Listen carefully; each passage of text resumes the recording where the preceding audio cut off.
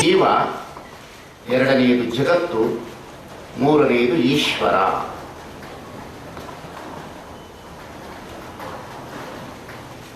ಈ ಸೃಷ್ಟಿ ಪ್ರಾರಂಭವಾಗಿರ್ತಕ್ಕಂಥದ್ದು ಅತಿ ಅದ್ಭುತವಾಗಿರ್ತಕ್ಕಂಥದ್ದು. ಈ ಸೃಷ್ಟಿ ಹುಟ್ಟಿಲ್ಲ, ತನ್ನಷ್ಟಕ್ಕೆ ತಾನು ಹೊರಹೊಮ್ಮಿದೆ ಅಂತ ಹೇಳ್ತಾರೆ. It is expose. ಹೊರಹೊಮ್ಮೋದು ಬೇರೆ, ಹುಟ್ಟುವುದು ಬೇರೆ. ಯಾವುದು ಹುಟ್ಟುತ್ತದೆ ಅದಕ್ಕೆ ನಾಶ ಇದೆ, ಯಾವುದು ಹೊರಹೊಮ್ಮಿದೆ ಅದು ತನ್ನ ಪಳವಳಿಕೆಯಲ್ಲಿ ಕರಗುತ್ತಾ ಹೋಗ್ತದೆ. ಹಾಗಾಗಿ ಈ ಸೃಷ್ಟಿಯನ್ನು ಹುಟ್ಟಿಸಿರುವಂತ ದೇವರು ಸಹ ಹುಟ್ಟಿಲ್ಲ, ದೇವರು ಹುಟ್ಟುವುದಿಲ್ಲ.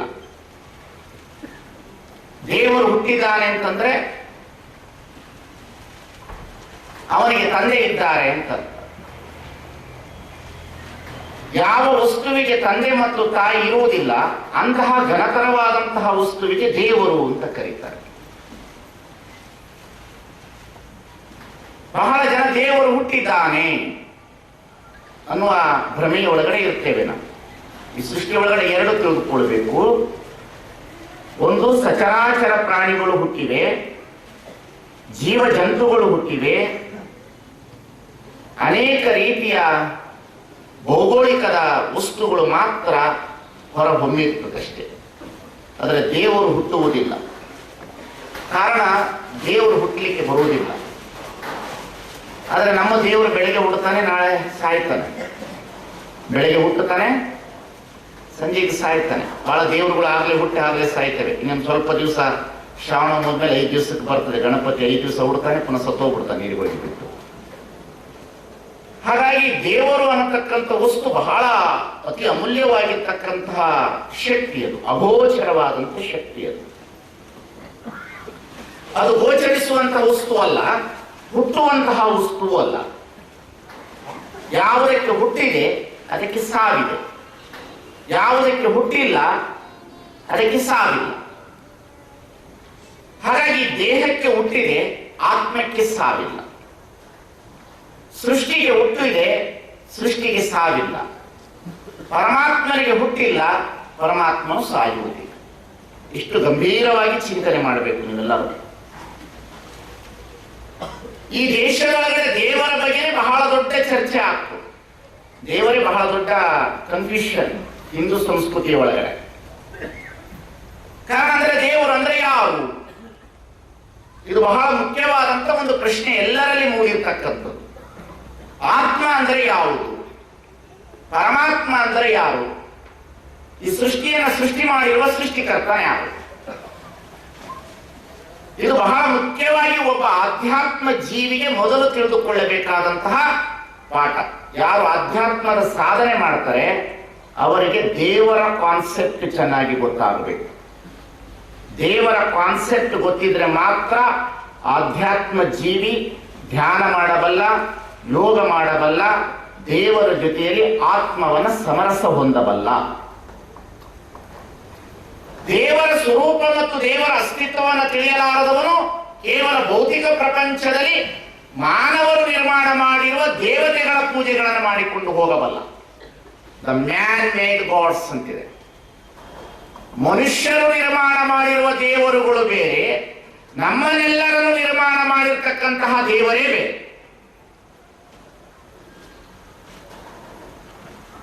ಮನುಷ್ಯರು ನಿರ್ಮಾಣ ಮಾಡಿರ್ತಕ್ಕಂಥ ದೇವರುಗಳು ಬೇರೆ. ಈಗ ನಾವು ನಿರ್ಮಾಣ ಮಾಡಿಕೊಂಡಿದ್ದೀವಿ, ಅನೇಕ ದೇವರುಗಳನ್ನು ನಿರ್ಮಾಣ ಮಾಡಿಕೊಂಡಿದ್ದೇವೆ. ಮಾಡ್ಕೊಂಡಿದ್ದೀವೋ ಇಲ್ವೋ? ನಮ್ಮ ಕಣ್ಣೆದುರಿಗೆ ದೇವರಿದ್ದಾನೆ, ಇದು ದೇವರ ಭಾವಚಿತ್ರ ಅಂತ ಬರಿತೇವೆ ನಾವು. ದೇವರ ಭಾವಚಿತ್ರವನ್ನು ಒಬ್ಬ ಕಲೆಗಾರ ಕುಳಿತುಕೊಂಡು ಬರದಾನಂತಂದ್ರೆ ದೇವರು ಬಂದು ನನ್ನ ಚಿತ್ರ ತೆಗಿಂತ ಕೂತಾನಂದ್ರೆ ಅವನೆಷ್ಟು ದೊಡ್ಡವನಿರ್ಬೋದು. ಇದು ಮನುಷ್ಯನ ಭ್ರಮಾಲೋಕದ ಒಂದು ಮೂಢನಂಬಿಕೆಯ ಧಾರ್ಮಿಕತೆಯ ವ್ಯವಸ್ಥೆ. ಇದು ಇದರಿಂದ ಹೊರಗೆ ಬರಬೇಕು ಮನುಷ್ಯ ಮೊದಲು. ಇದರಿಂದ ಯಾರು ಹೊರಗಡೆ ಬರ್ತಾರೆ ಅವರಿಗೆ ನಿಜವಾದಂತ ಶಾಂತಿ ದೊರಕುತ್ತದೆ. ಶರಣರು ಮೊದಲು ಮಾಡಿರ್ತಕ್ಕಂಥ ಕೆಲಸವೇ ಇದು. ಈ ಜಗತ್ತಿನಲ್ಲಿ ದೇವರ ಸ್ವರೂಪ, ದೇವರ ಅಸ್ತಿತ್ವ ಬಹಳ ಚೆನ್ನಾಗಿ ಪ್ರತಿಪಾದನೆ ಮಾಡಿದವರು ಯಾರಾದರೂ ಇದ್ರೆ ಒಬ್ಬರು ಉಪನಿಷತ್ತಿನಕಾರರು, ನಂತರ ವಚನ ಸಾಹಿತ್ಯ. ಬಹಳ ಮುಖ್ಯವಾಗಿ ದೇವರನ್ನ ಸ್ಪಷ್ಟೀಕರಣ ಮಾಡ್ತಾರೆ. ದೇವರಿಗೆ ನಾಮವಿಲ್ಲ, ದೇವರಿಗೆ ರೂಪವಿಲ್ಲ, ದೇವರು ಹೆಣ್ಣು ಅಲ್ಲ, ದೇವರು ಗಂಡು ಅಲ್ಲ, ದೇವರು ಕಲ್ಲಿನ ಮೂರ್ತಿ ಅಲ್ಲ, ದೇವರು ಮರ ಅಲ್ಲ, ದೇವರು ನೀರಲ್ಲ. ದೇವರು ನಾವು ಭ್ರಮಿಸಿಕೊಂಡಂತೆ ಅವನಿಗೆ ಗಂಡ, ಹೆಂಡತಿ, ಮಕ್ಕಳು, ಸಂಸಾರ, ಕೈಲಾಸ ಅನ್ನತಕ್ಕಂತಹ ಲೋಕವಿಲ್ಲ. ಇದು ಶರಣರು ನೋಡಿರ್ತಕ್ಕಂತಹ ಕಲ್ಪನೆ ಅಲ್ಲ, ಇಡೀ ಜಗತ್ತಿನ ಎಲ್ಲ ಧಾರ್ಮಿಕ ಮುಖಂಡರು ನೋಡಿರ್ತಕ್ಕಂಥ ಕಲ್ಪನೆ ಇದು. ಈ ಕಲ್ಪನೆ ಯಾರಿಗೆ ಸರಿಯಾಗಿ ಅರ್ಥ ಆಗ್ತದೆ ಆವಾಗ ಮಾತ್ರ ಈ ಜೀವದ ಅರ್ಥ ಆಗ್ತದೆ. ಜೀವ, ಜಗತ್ತು, ಈಶ್ವರ ಅಂದ್ರೆ, ಜೀವ ಅಂದ್ರೆ ಈ ದೇಹ ಅಲ್ಲ, ದೇಹದೊಳಗಡೆ ಇರ್ತಕ್ಕಂಥ ಅತಿ ಅದ್ಭುತವಾದಂಥ ಒಂದು ಶಕ್ತಿ, ಅಗೋಚರವಾದಂಥ ಶಕ್ತಿ ಜೀವ ಇದೆ. ಇದರೊಳಗಡೆ ಜೀವ ಇದೆ. ಈ ಜೀವವನ್ನು ಆತ್ಮ ಅಂತ ಬೇಕಾದ್ರೂ ಕರಿಬಹುದು, ಜೀವಾತ್ಮ ಅಂತ ಬೇಕಾದ್ರೂ ಕರಿಬಹುದು, ಎರಡು ಒಂದೇ ಪದಗಳು.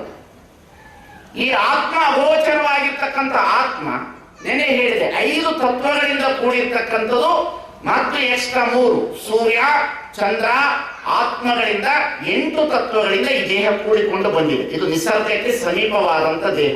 ಈಗ ನೀವು ಸಹಜವಾಗಿ ಯಾರನ್ನಾದ್ರೂ ಮಾತನಾಡಿಸುವಾಗ ನಿಮ್ಮ ಪ್ರಕೃತಿ ಚೆನ್ನಾಗಿದೆಯಾ ಅಂತ ಕೇಳ್ತೀರಿ ಅಷ್ಟೇ. ಪ್ರಕೃತಿ ಚೆನ್ನಾಗಿದೆ ಅಂದ್ರೆ ಪ್ರಕೃತಿಯಿಂದ ಬಂದಿರತಕ್ಕಂಥ ದೇಹ ಪ್ರಕೃತಿಯೇ ಚೆನ್ನಾಗಿರ್ಬೇಕಾಗ್ತದೆ. ಹಾಗಾಗಿ ಈ ದೇಹದ ಮರ್ಮವನ್ನ ಮೊದಲು ಅರ್ಥ ಮಾಡಿಕೊಳ್ಳಬೇಕಾಗ್ತದೆ. ನಾವು ಯಾರು ಈ ದೇಹದ ಮರ್ಮವನ್ನು ಅರ್ಥ ಮಾಡಿಕೊಳ್ಳುವುದಿಲ್ಲ ಅಲ್ಲಿಯವರೆಗೆ ಆತ್ಮದ ಅರಿವು ನಮಗೆ ಜಾಗೃತ ಆಗುವುದಿಲ್ಲ ಅನ್ನತಕ್ಕಂಥದ್ದನ್ನು ಅರ್ಥ ಮಾಡಿಕೊಳ್ಬೇಕು. It is must anatomy, the body anatomy ಗೊತ್ತಾಗಬೇಕು. ಈ ಬಾಡಿ ಅನಾಟಮಿ ಗೊತ್ತಾದ್ರೆ ಮಾತ್ರ ನಮಗೆ ಅರಿವಾಗ್ತದೆ. ಇಲ್ಲಾಂತಂದ್ರೆ ಏನು ನಮಗೆ ದೇವರ ಕಲ್ಪನೆಯೇ ಸಿಗೋದಿಲ್ಲ. ದೇವರು ನಮ್ಮ ಕೈಯಲ್ಲಿ ಸಿಗುವ ಕೈಕೂಲಿ ಅಲ್ಲ. ಬಹಳ ಜನ ಅಂತಾರೆ ದೇವರನ್ನ ನೋಡಿದ್ದೇನೆ ಅಂತ. ಇನ್ನು ಕೆಲವರಿಗೆ ಮೈ ಮೇಲೆ ದೇವರು ಬರ್ತಾರೆ, ಅವರಂತ ಕೇಳಿ ಜನಾನೇ ಇಲ್ಲ ಈ ಜಗತ್ತಿನ. ದ ಮೋಸ್ಟ್ ಡೇಂಜರಸ್ ಪೀಪಲ್ಸ್ ಅವರು ಮೈ ಮೇಲೆ ದೇವರು ಬರುವರು. ನಾನು ಅದಕ್ಕೆ ಹೇಳ್ತೀನಿ, ಈ ಜಗತ್ತಿನಲ್ಲಿ, ಈ ಭಾರತದೊಳಗಡೆ ಎಲ್ಲಾ ಕಡೆ ಇದೆ ಮೂಢನಂಬಿಕೆ ಇಲ್ಲ ಅನ್ನಲ್ಲ. ಅದು ಯಥೇಚ್ಛವಾಗಿ ಭಾರತೀಯರಲ್ಲಿ ಮೂಢನಂಬಿಕೆ. ಮೈ ಮೇಲೆ ದೇವರು ಬಂದ್ಬಿಡ್ತದೆ. ಹೇಗೆ ಬರ್ತದೆ? ಕಾಮ, ಕ್ರೋಧ, ಲೋಭ, ಮೋಹ, ಮದ, ಮತ್ಸರಗಳನ್ನು ಇಟ್ಟುಕೊಂಡಿರ್ತಕ್ಕಂತಹ ಹುಟ್ಟು ಸಾವುಗಳ ಬಂಧನದಲ್ಲಿ ಬಲಿಯಾಗಿರ್ತಕ್ಕಂಥ ವ್ಯಕ್ತಿಯ ಮೇಲೆ ದೇವರು ಬಂದು ಕುಣಿದು ಹೇಳ್ತಾನೆ ಅಂದ್ರೆ ಇವ್ರು ಹೇಳಿಕೆ ಕೇಳೋಕೆ ಹೋಗೋರು ಬಹಳ ಜನ ಇದ್ದಾರೆ. ಇಲ್ಲಿ ಬಂದು ಹೆಣ್ಮಕ್ಳಿಗೆ ಕೇಳೋದಿಲ್ಲ, ಅವ್ರ ಮೈ ಮೇಲೆ ದೇವರು ಬರ್ತದೆ. ಇವ್ರು ಹೋಗಿ ಹೇಳಿಕೆ ಕೇಳ್ತಾರೆ, ಅದು ಹೇಳ್ತದದು ಐತೋ ಇಲ್ಲೋ. ಇವತ್ತಿಗೂ ಭ್ರಮಾಲೋಕ ಇದೆ. ಕೆಲವರಿಗೆ ಮೈ ಮೇಲೆ ದೇವರು ಬರ್ತದೆ. ಇದರಷ್ಟು ದೊಡ್ಡ ಗೋಷ್ಠೆ ಯಾವುದೇ ಇದನ್ನು ನಂಬಬಾರದು. ಮೊದಲು ಹೆಣ್ಣು ಮಕ್ಕಳು ಮೊದಲು ನಂಬಬಾರದು. ಅದರಂತೂ ಹೆಣ್ಣು ಮಕ್ಕಳು ಕುಂತು ಜಾಗದಲ್ಲೇ ಓಕಂತವೆ. ಏನು ಅವಕ್ಕೋ ಏನು ಅದೇನು ಬರ್ತದ ನಮಗಂತೂ ಹೇಳೋದು. ನನಗಂತೂ 35 ವರ್ಷ ಆಯಿತು, ಇನ್ನು ದೇವರ ಹತ್ತಿರ ಹೋಗಬೇಕು ಅಂತ ಪ್ರಯತ್ನ ಪಟ್ಟರು ಕಂಡಿಲ್ಲ. ಇವ್ರಿಗೆ ಮೈ ಮೇಲೆ ಬಂದು ಬಿಡ್ತದ್ರಿ. ಮಂಗಳವಾರ ಶುಕ್ರವಾರ ಆಯ್ತು ಅಂದ್ರೆ ಬರ್ತದ. ಅದೇನು ಬರ್ತದೋ ಭ್ರಮಾಲೋಕ. ಅದೇನು ತುಂಬಿಕೊಂಡಿದ್ದಾರೋ ಜನ. ನಿಮ್ಮ ತಪ್ಪಲ್ಲ, ನಿಮ್ಮನ್ನು ಆಳುತ್ತಿರ್ತಕ್ಕಂಥ ಧಾರ್ಮಿಕ ಮುಖಂಡರದು ತಪ್ಪು. ಈ ದೇಶದೊಳಗೆ ಬಹಳ ಮುಖ್ಯವಾದ ನಿಮ್ಮ ತಪ್ಪಲ್ಲ ಅದು. ನಿಮ್ಮನ್ನ ಅಜ್ಞಾನದಲ್ಲಿ ಇಟ್ಟಿರ್ತಕ್ಕಂಥ ಧಾರ್ಮಿಕ ಮುಖಂಡರು ಬಹಳ ದೊಡ್ಡ ತಪ್ಪು. ಈ ದೇಶದಲ್ಲಿ 2 ಬದಲಾಗಬೇಕು. ಒಬ್ಬರು ರಾಜಕಾರಣಿಗಳು, 2ನೇದು ಧಾರ್ಮಿಕ ಮುಖಂಡರು. ಆವಾಗ ಮಾತ್ರ ದೇಶ ಉದ್ಧಾರ ಆಗ್ತದೆ. ಧರ್ಮ ಉದ್ಧಾರ ಆಗಬೇಕಂದ್ರೆ ಧಾರ್ಮಿಕ ಮುಖಂಡರು ಬದಲಾಗಬೇಕು. ರಾಷ್ಟ್ರ ಉದ್ಧಾರ ಆಗಬೇಕಂದ್ರೆ ಬಿಳಿ ಬಟ್ಟೆಯ ಸನ್ಯಾಸಿ ಸ್ವರೂಪದಲ್ಲಿರ್ತಕ್ಕಂಥ ರಾಜಕಾರಣಿಗಳು ಬದಲಾದಾಗ ಮಾತ್ರ ಈ ದೇಶ ಬದಲಾಗ್ತದೆ ಅನ್ನತಕ್ಕಂಥದ್ದನ್ನ ಮೋಸ್ಟ್ ಡೇಮ್. ಅದಕ್ಕೆ ಹೇಳ್ತೀನಿ, ದೇಶದ 3 ಬಳ್ಳಿ, ಒಂದು ಕಾಕಿ, ಒಂದು ಕಾವಿ, ಒಂದು ಕಾವಿ. ಒಂದು ಕಾಕಿ, ಒಂದು ಕಾವಿ, ಒಂದು ಕಾವಿ. ಕಾಕಿ ರಕ್ಷಣೆಯ ಕುರುವಾಗಬೇಕಾಗಿತ್ತು, ಭಕ್ಷಣೆಯ ಕುರುವಾಯಿತು. ಕಾವಿ ತ್ಯಾಗದ ಕುರುವಾಗಬೇಕಾಗಿತ್ತು. ಕಾವಿ ಸೇವೆಯ ಕುರುವಾಗಬೇಕಾಗಿತ್ತು, ಸೇವನೆಯ ಕುರುವಾಯಿತು. ಕಾಕಿ ತ್ಯಾಗದ ಕುರುವಾಗಬೇಕಾಗಿತ್ತು, ಭೋಗದ ಕುರುವಾಯಿತು. The most danger things. ಕಾವಿ ಬಟ್ಟೆ ಹಾಕಿದವರೆಲ್ಲರೂ ಸ್ವಾಮಿಗಳಲ್ಲ. ಕಾವಿ ಬಟ್ಟೆ ಹಾಕಿದವರು ಯಾರು ಸ್ವಾಮಿಗಳಲ್ಲ. ಸ್ವಾಮಿ ಭಕ್ತರು ಬಹಳ ಅಜ್ಞಾನದಲ್ಲಿ ಇರ್ತಾರೆ. ಅವರನ್ನ ನಾವು ಮೋಸಗೊಳಿಸಬಾರ್ದು. ನಾವು ಬಹಳ ಡೇಂಜರ್ ಇದ್ದೀವಿ. ಮನೆಯೊಳಗೆ ಬರ್ತೀವಿ, ಮನೆಯೊಳಗೆ ಬಂದು ಕೂಡಲೇ ಯವ್ವ ಚೆನ್ನಾಗಿದ್ಯಾ, ಮಕ್ಕಳು ಚೆನ್ನಾಗಿದ್ದಾರ, ಊಟ ಮಾಡಿದ್ರ, ನಿನ್ ಗಂಡ ದುಡಿತಾನ, ನಿನ್ ಮಕ್ಕಳು ಬೇಗ ಬಂದು ಮನೆ ಸೇರ್ತಾರೆ. ಇದನ್ನ ಕೇಳೋದಿಲ್ಲ. ಯಾಕೋ ಈ ಮೂಲೆ ಸರಿ ಇಲ್ಲ ನೋಡವ, 2,000 ರೂಪಾಯಿ ಬೇಕಾಗಿತ್ತು ಸ್ವಾಮಿಗೆ. ಏನ್ ಬೇಕಾಗಿರ್ತದ? ರೊಕ್ಕ ಬೇಕಾಗ್ತದೆ. ಈ ಜಗತ್ತಿನಲ್ಲಿ ನಿಮ್ಮನ್ನ ಅಜ್ಞಾನದಲ್ಲಿ ಇಟ್ಟು ದುಡ್ಡು ಮಾಡಿದಷ್ಟು ಧಾರ್ಮಿಕ ಕ್ಷೇತ್ರ ಈ ಜಗತ್ತಿನಲ್ಲಿ ಇನ್ನೊಂದಿಲ್ಲ ಅಂತ ನಾನು ಹೇಳಿಕ್ ಪ್ರಯತ್ನ ಪಡ್ತೇನೆ. ನಾನು ಬಹಳ ಪ್ರೋಗ್ರೆಸಿವ್ ಥಿಂಕರ್ ರೀ. ನಾನು ಅತಿಯಾದ ಪ್ರೋಗ್ರೆಸಿವ್ ಥಿಂಕರ್. ಈ ಜಗತ್ತಿನಲ್ಲಿ ಮೊದಲು ಮಠಾಧೀಶರು ಬದಲಾಗಬೇಕು. ಮೊದಲು ಮಠಾಧೀಶರು ಬದಲಾಗಬೇಕು. ಕಾರಣ ಅಂದ್ರೆ ಜನರಿಗೆ ಜ್ಞಾನ ಕೊಡುವುದೇ ಒಂದು ಕರ್ತವ್ಯ. ನೋಡಿ, ಸಿದ್ದೇಶ್ವರ ಸ್ವಾಮಿಗಳು ಅದನ್ನೇ ಮಾಡ್ಕೊಂಡು ಬಂದ್ರು. ಮಠ ಕಟ್ಟಲಿಲ್ಲ, ಜನರನ್ನ ಅಜ್ಞಾನದಿಂದ ಸುಜ್ಞಾನದಿಂದ ತೆಗೆದುಕೊಂಡು ಹೋಗೋ ಕೆಲಸವನ್ನೇ ಮಾಡಬಹುದು. ಅವ್ರು ಕಟ್ಟಿದರೆ ಕೋಟಿಗಟ್ಟಲೆ ದುಡ್ಡು ಮಾಡ್ಬೋದು, ಬೇಕಾದಷ್ಟು ಮಾಡ್ಬೋದು. ನಾವು ಜೋಳಿಗೆ ಹಿಡಿದಿರೋದು ಎದಕ್ಕೆ ಅಂದ್ರೆ ಜನರನ್ನ ಕತ್ತಲೆಯಿಂದ ಬೆಳಕಿನೆಡೆಗೆ ತೆಗೆದುಕೊಂಡು ಹೋಗೋದಕ್ಕಾಗಿ ಜೋಳಿಗೆ ಹಿಡಿದಿದ್ದೇವೆ ಎನ್ನುವುದು ಧಾರ್ಮಿಕ ಮುಖಂಡರಿಗೆ ತಿಳಿಬೇಕು. ನಾವೇನು ಮಾಡಬೇಕು? ಇತ್ತೀಚಿನ ಧಾರ್ಮಿಕ ಮುಖಂಡರು ಎಲ್ಲರನ್ನ ಕೆಟ್ಟವರು ಅನ್ನೋದಿಲ್ಲ, ಎಲ್ಲರೂ ಸಹ ರಾಜಕಾರಣಿಗಳಿಂದ ಬೆನ್ನತ್ತುಬಿಟ್ಟು ವಿಧಾನಸೌಧಕ್ಕೆ ಹೋಗೋದೊಂದು ಬಾಕಿ, ಎಲ್ಲ ರಾಜಕಾರಣಿಗಳಾಗೋದೊಂದು ಬಾಕಿ. ಬದಲಾಗಬೇಕು, ಬದಲಾಗಲೇಬೇಕು ಈ ದೇಶ. ಹಾಗಾಗಿ ಇಲ್ಲಿ ಬಹಳ ಮುಖ್ಯವಾಗಿ ಜನರಿಗೆ ದೇವರು ಅಂದ್ರೆ ಯಾರು, ಜೀವ ಅಂದ್ರೆ ಯಾವುದು, ಸೃಷ್ಟಿ ಯಾವುದು ಎಂಬುದನ್ನು ತಿಳಿಸಬೇಕಾಗ್ತದೆ. ಅದು ಬಹಳ ಮುಖ್ಯವಾಗಿ ನೀವು ಅರ್ಥ ಮಾಡ್ಕೊಳ್ಬೇಕು. ನಾನು ಮಾತನ್ನು ಕೇಳ್ತೇನೆ, ನೀವ್ಯಾರು ಪಾಪಿಗಳಲ್ಲ, ನೀವ್ಯಾರು ಕರ್ಮ ಮಾಡಿದವರಲ್ಲ, ನೀವ್ಯಾರು ಪಾಪಿಗಳಲ್ಲ, ನೀವ್ಯಾರು ಕರ್ಮ ಮಾಡಿದವರಲ್ಲ, ನೀವೆಲ್ಲರೂ ದೇವರ ಮಕ್ಕಳು, ನೀವೆಲ್ಲರೂ ದೇವರ ಮಕ್ಕಳು. ನಿಮಗೆ ಇಲ್ಲಿ ಬದುಕಲಿಕ್ಕೆ ಅವಕಾಶವನ್ನು ಕೊಟ್ಟಿದ್ದಾರೆ ಪರಮಾತ್ಮ. ಆದ್ರೆ ನೀವು ಮೂಢನಂಬಿಕೆಯಿಂದ ಬದುಕಲಿಕ್ಕೆ ಬಳಲಿಕ್ಕೆ ಹೋಗಬೇಕ್ರಿ. ಯಾಕಂದ್ರೆ ನಿಮ್ಮನ್ನ ಆ ದಾರಿಯಲ್ಲಿ ತೆಗೆದುಕೊಂಡು ಹೋಗ್ಬಿಡ್ತಾರೆ. ನೋಡ್ಬೇಕು, ನಾನು ಹೇಳಬಾರದು, ಹೇಳಿದ್ರೆ ಅಪರಾಧ ಆಗ್ತದೆ. ಏನೇನು ಪೂಜೆ ಇದೆ ಅಂತ ಹೇಳಬಾರದು. ನಮ್ಮ ಜನರಿಗೆ ಎಷ್ಟು ದೇವರಿದ್ದರೂ ಸಾಲದು. ಸೋಮವಾರ ಸೋಮೇಶ್ವರನ ಪೂಜೆ, ಮಂಗಳವಾರ ಮಂಗಳಗೌರಿ ಪೂಜೆ, ಬುಧವಾರ ಭೂದೇವಿ ಪೂಜೆ, ಗುರುವಾರ ಗುರುರಾಯರ ಪೂಜೆ, ಶುಕ್ರವಾರ ಅಷ್ಟಲಕ್ಷ್ಮಿಯರ ಪೂಜೆ, ಶನಿವಾರ ಶನಿಮಾತ್ಮನ ಪೂಜೆ, ಭಾನುವಾರ ರಜಾ. ಅದಕ್ಕಾಗಿ ಎಲ್ಲ ದೇವರಿಗೂ ರಜಾ, ಒಟ್ಟಲ್ಲಿ ಎಲ್ಲ ದೇವರಿಗೂ. ದೇವರು ನಮ್ಮ ಕೈಕೂಲಿ ಎಲ್ಲ. ಅವನು ಕರೆದಾಗ ಬಂದ್ರೆ ನಮ್ಮ ಕೈಕೂಲಿ ಅಲ್ಲ. ಯಾವಾಗ ಕರಿಬೇಕು? ನಂಬಿ ಕರೆದರೆ ಓ ಎಂದರೆ ಶಿವನು. ನಮ್ಮದೇ ನೆಚ್ಚರೇ ಬರೇ ಕರೆಯುವವರ ಕೊಂಬ ವ್ಯಕ್ತಿ ಕೂಗಿಂದ ನಮ್ಮ ಕೂಡಲ ಸಂಘ ಬರೆಯುವ. ದೇವರಿಗೆ ಬೇಕಾಗಿರ್ತಕ್ಕಂಥದ್ದು ಮನುಷ್ಯನ ಭಕ್ತಿ ಮಾತ್ರ, ಪ್ರೀತಿ ಮಾತ್ರ. ಯಾರಿಗೆ ದೇವರನ್ನ ಪ್ರೀತಿ ಮಾಡಲಿಕ್ಕೆ ಬರೋದಿಲ್ಲ ಅಲ್ಲಿವರೆಗೆ ದೇವರನ್ನ ನೀವು ನೋಡ್ಲಿಕ್ಕೆ ಸಾಧ್ಯ ಇಲ್ಲ. ದೇವರನ್ನ ಪೂಜೆ ಮಾಡಬಹುದು, ಬೇಕಾದಷ್ಟು ಅಲಂಕಾರ ಮಾಡಿ, ಪೂಜೆ ಮಾಡಿ, ಹೂವು ಹಾಕಿ, ಹಣ್ಣು ಹಾಕಿ, ಹಂಪಲ ಹಾಕಿ, ಸುಮ್ಮನೆ ಏನ್ ಬೇಕಾದ್ರೂ ಪೂಜೆ ಮಾಡಬಹುದು. ಬೇಕಾದಷ್ಟು ನೈವೇದ್ಯ ತೆಗೆದುಕೊಂಡು ಈ ದೇವರಿಗೆ ಹಿಂಗೆ ತೋರಿಸಿ ಪುನಃ ಹಿಂಗೆ ರಿಟರ್ನ್ ಬರ್ತದೆ ಅಂತ ಗೊತ್ತಿರ್ತದೆ, ಮಾಡಬಹುದು. ಇಲ್ಲಿ ಶರಣರೇನು ಹೇಳಿದ್ರು? ನೀನು ದೇವರನ್ನ ಹೊರಗಡೆ ಹುಡುಕಬೇಡ. ದೇವರು ಹೊರಗಡೆ ಸಿಗುವಂತಹ ವಸ್ತುವಲ್ಲ ಅದು. ದೇವರು ಕಲ್ಲಲ್ಲ, ಮಣ್ಣಲ್ಲ, ಮರ ಅಲ್ಲ, ನೀರಲ್ಲ. ಈ ಬಹಳ ಜನರಿಗೆ ಏನ್ ಹೇಳ್ತಾರಂತಂದ್ರೆ, ಪಾಪ ಮಾಡಿದ್ಯಪ್ಪ ನೀನು, ಪಾಪ ಮಾಡಿದ್ಕೆ ಹೋಗ್ಬೇಕು, ಕಾಶಿಗೆ ಹೋಗ ಬಂದ್ರೆ ನಿನ್ನ ಪಾಪ. ಕಾಶಿಲಿರೋರು ಪಾಪ ಮಾಡಿದವೇನು ಹೊಂಡಕ್ಕೆ ಬರ್ಬೇಕೇನು ಜಳಕ ಮಾಡಕ್ಕ? ಏನ್ ಅಜ್ಞಾನ ಇದೆ. ನನ್ನ ಪ್ರವಚನ ಯಾರು ಸಹ ತರ್ಕ ಮಾಡಬಾರದು, ಸರಿಯಾಗಿ ತೆಗೆದುಕೊಳ್ಬೇಕು. ಇದು ಯಾರ ಮೇಲೆ ಸಹ ನಮ್ಮ ಗದ ಪ್ರಹಾರ ಅಲ್ಲ. ನಮ್ಮ ಆತ್ಮವನ್ನು ಸರಿಯಾಗಿ ಪರಮಾತ್ಮನ ಹತ್ರ ಸೇರಿಸಬೇಕಾಗಿದೆ. ಇವತ್ತು ಶಾಂತಿಯಿಂದ ಬದುಕಬೇಕಾಗಿದೆ. ಬರೀ ಮೂಢನಂಬಿಕೆ. ಬಹಳ ಜನ ಅಂತಾರೆ ದೇವರು ಅಂತಂದ್ರೆ ಹೋಗಿ ಯಾವ್ದಾದ್ರು ದೊಡ್ಡ ಗುಡಿ ಗುಂಡಾರಗಳಲ್ಲಿ ತಲೆ ಬೋಳಿಸ್ಕೊಂಡು ಬಂದ್ಬಿಟ್ರ ಪಾಪ ಪರಿಹಾರ. ತಲೆ ಬೋಳಿಸಿದ್ರೆ ಪಾಪ ಬರ್ತದೇನೋ? ಮಣ್ಣೆ ಬೋಳಾದರೇನು ಮನ ಬೋಳಾದರಕ್ಕ? ತಲೆ ಕೂದಲು ಬೋಳಿಸ್ಕೊಂಡು ಬಂದ್ರೆ ಪಾಪ ಪರಿಹಾರ ಆಗ್ತದಂತ ಅನ್ನೋದಾದ್ರೆ, ನೀರಲ್ಲಿ ಮುಳುಗಿದ್ರೆ ಪಾಪ ಪರಿಹಾರ ಆಗ್ತದಂತಂದ್ರ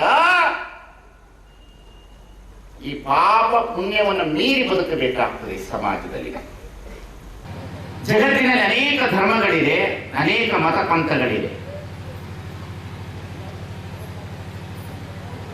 ಯಾವುದೇ ಧರ್ಮ, ಮತ, ಪಂಥ, ಮಹಾತ್ಮರು, ಸಂತರು, ಋಷಿಮುನಿಗಳು ಯಾರೇ ಇರಲಿ, ಅವರು ಮೂರು ವಿಚಾರಗಳ ತಳಹದಿಯ ಮೇಲೆ ಚಿಂತನೆ ಮಾಡ್ತಾರೆ. ಅದನ್ನು ಮೀರಿ ಯಾರ ಕೈಯಲ್ಲೂ ಸಹ ಚಿಂತನೆ ಮಾಡಲಿಕ್ಕೆ ಇವತ್ತಿನವರೆಗೂ ಆಗಿಲ್ಲ. It is way of thinking, the way of worship, the way of life.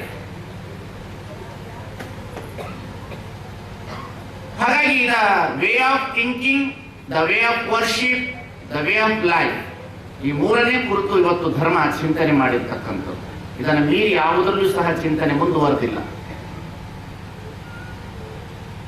ಇಲ್ಲಿಯವರೆಗೆ ಎಂತಹ ತತ್ವಜ್ಞಾನಗಳು ಬಂದಿದ್ದರೂ ಸಹ ಮೂರೇ ವಸ್ತುಗಳು.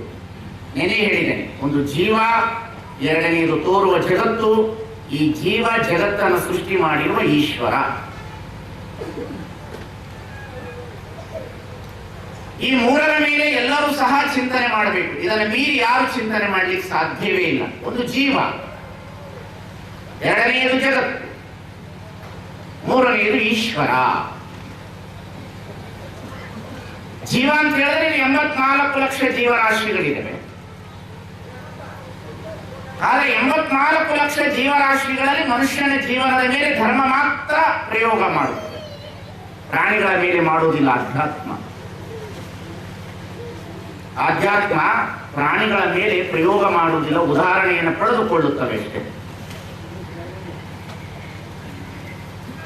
ಆದರೆ ಈ ಜೀವ ಅನ್ನತಕ್ಕಂಥದ್ದು ಇರುವುದು ಸತ್ಯ. ಈ ಜಗತ್ತಿನಲ್ಲಿ 84 ಲಕ್ಷ ಜೀವಗಳಿರುವುದು ಸತ್ಯ. ಅದಕ್ಕೆ ಅಕ್ಕ ಮಹಾದೇವಿ ಹೇಳ್ತಾರೆ, 84 ಲಕ್ಷ ಜೀವರಾಶಿಯೊಳಗೆ ಬಂದೆ ಭಾರದ ಭವನ್ಗಳ ಮುಂದೆ ಇಂಧನ ಜನ್ಮವೇನಾದರಾಗಲಿ ಮುಂದೆ ನೀ ಕರುಣಿಸೋ ಚೆನ್ನ ಮಲ್ಲಿಕಾರ್ಜುನ.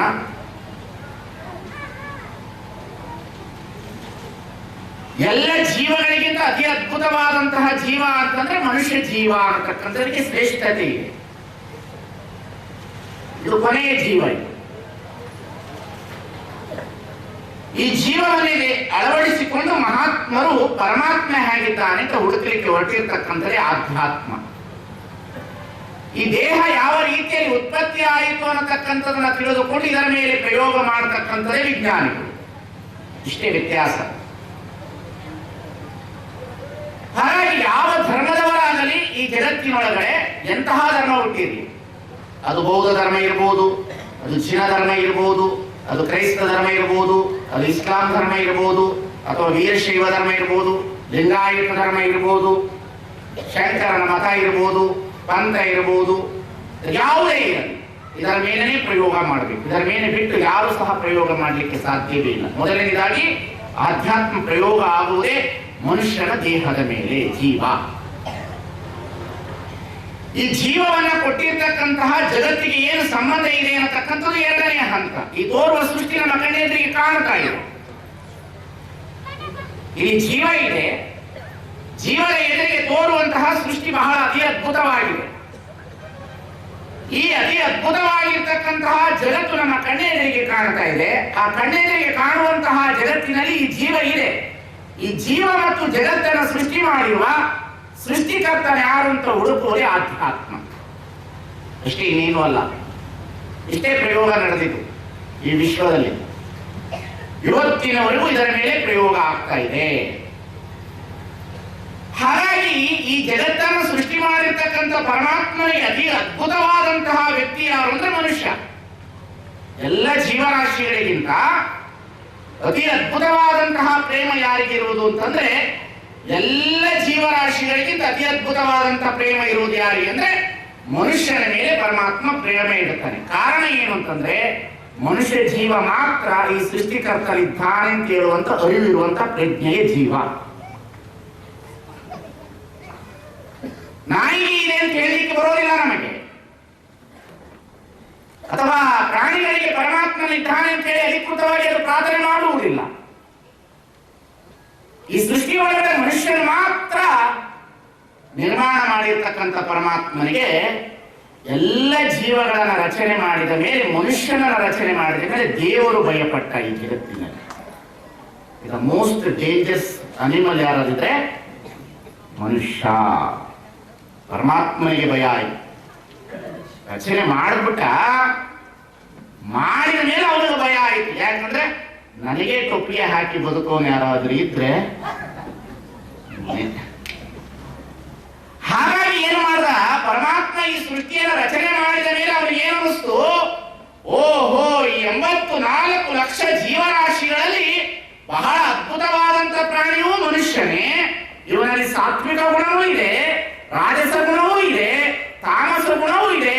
ಇದರ ಒಳಗಡೆ ಎಂತೆಂತಹ ಗುಣಗಳು ಸೇರಿಕೊಂಡಿದೆ ಅಂದ್ರೆ ಕಾಮ, ಕ್ರೋಧ, ಲೋಭ, ಮೋಹ, ಮದ, ಮತ್ಸರಗಳು, ಅರಿಷಡ್ ವರ್ಗಗಳು, ಕುಲಮದ, ಚರಮದ, ರೂಪಮದ, ಯೌವನ ಮದ, ವಿದ್ಯಾಮದ, ತಪೋಮದ, ರಾಜ್ಯ ಮದಗಳು ತುಂಬಿಕೊಂಡು ಬಿಟ್ಟಿರ್ತದೆ. ಅದಕ್ಕೆ ಪರಮಾತ್ಮ ಇದ್ರ ಬಿಟ್ಟ. ನೋಡ್ರಿ, ಕಲ್ಲನ್ನ ದೇವರು ಅಂತ ತೋರಿಸಿ ರೊಕ್ಕ ಹೊಡೆದವ್ರು ನಾವು. ಏನ ಕಲ್ಲನ್ನ ದೇವರು ಅಂತ ನಂಬಿಸ್ಬಿಟ್ಟು ಮರಾನಂತ ದೇವರು ಅಂತ ನಂಬಿಸಿಬಿಟ್ಟು ದೇವರು ಹೇಳದ ನಾನು ಬಹಳ ನಿರಾಕಾರವಾಗಿರ್ತಕ್ಕಂಥವನು,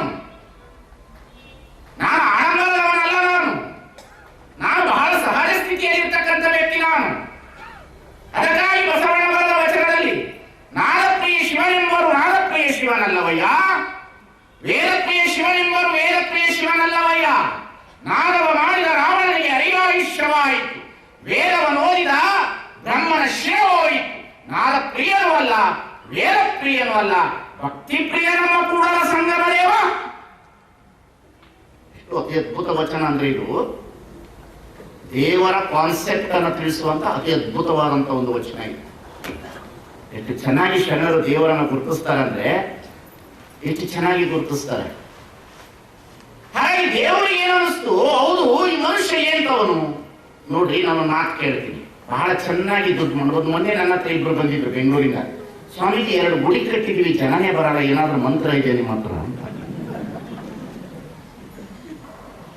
ಏನು ಮಾಡೋದು ಬೇಡ್ರಿ ಈ ಜಗತ್ತಿನಲ್ಲಿ, ಏನು ಮಾಡೋದು ಬೇಡ. ನಿಮ್ಮ ಒಳಗೆ ರುಬ್ಬೋ ಕಲ್ಲಿದೆ ನಿಮ್ಮ ಮನೆಗೆ ಹಳೆಯದು, ಒಂದು ರುಬ್ಬೋ ಕಲ್ಲಿದ್ರೆ ಕೊಡ್ರಿ, ಅಲ್ಲೊಂದು ಮೂಲೆಗೆ ಅದನ್ನ ನೆಟ್ಟು ಅದಕ್ಕೊಂದಿಷ್ಟು ಅರಿಶಿನ ಕುಂಕುಮ ಬೇವಿನ ಸೊಪ್ಪು ಹಚ್ಚಿ ಕರಿಬೇವು ಇದು ಬೇವಿನ ತೊಪ್ಪಲು ಮಾವಿನೆಲ್ಲ ಕಟ್ಟಿಬಿಟ್ರೆ ರೋಡ್ನಾಗ ರೋಡೇಶ್ವರಿ ಉದ್ಭವ ಆಗ್ಯಾಳ.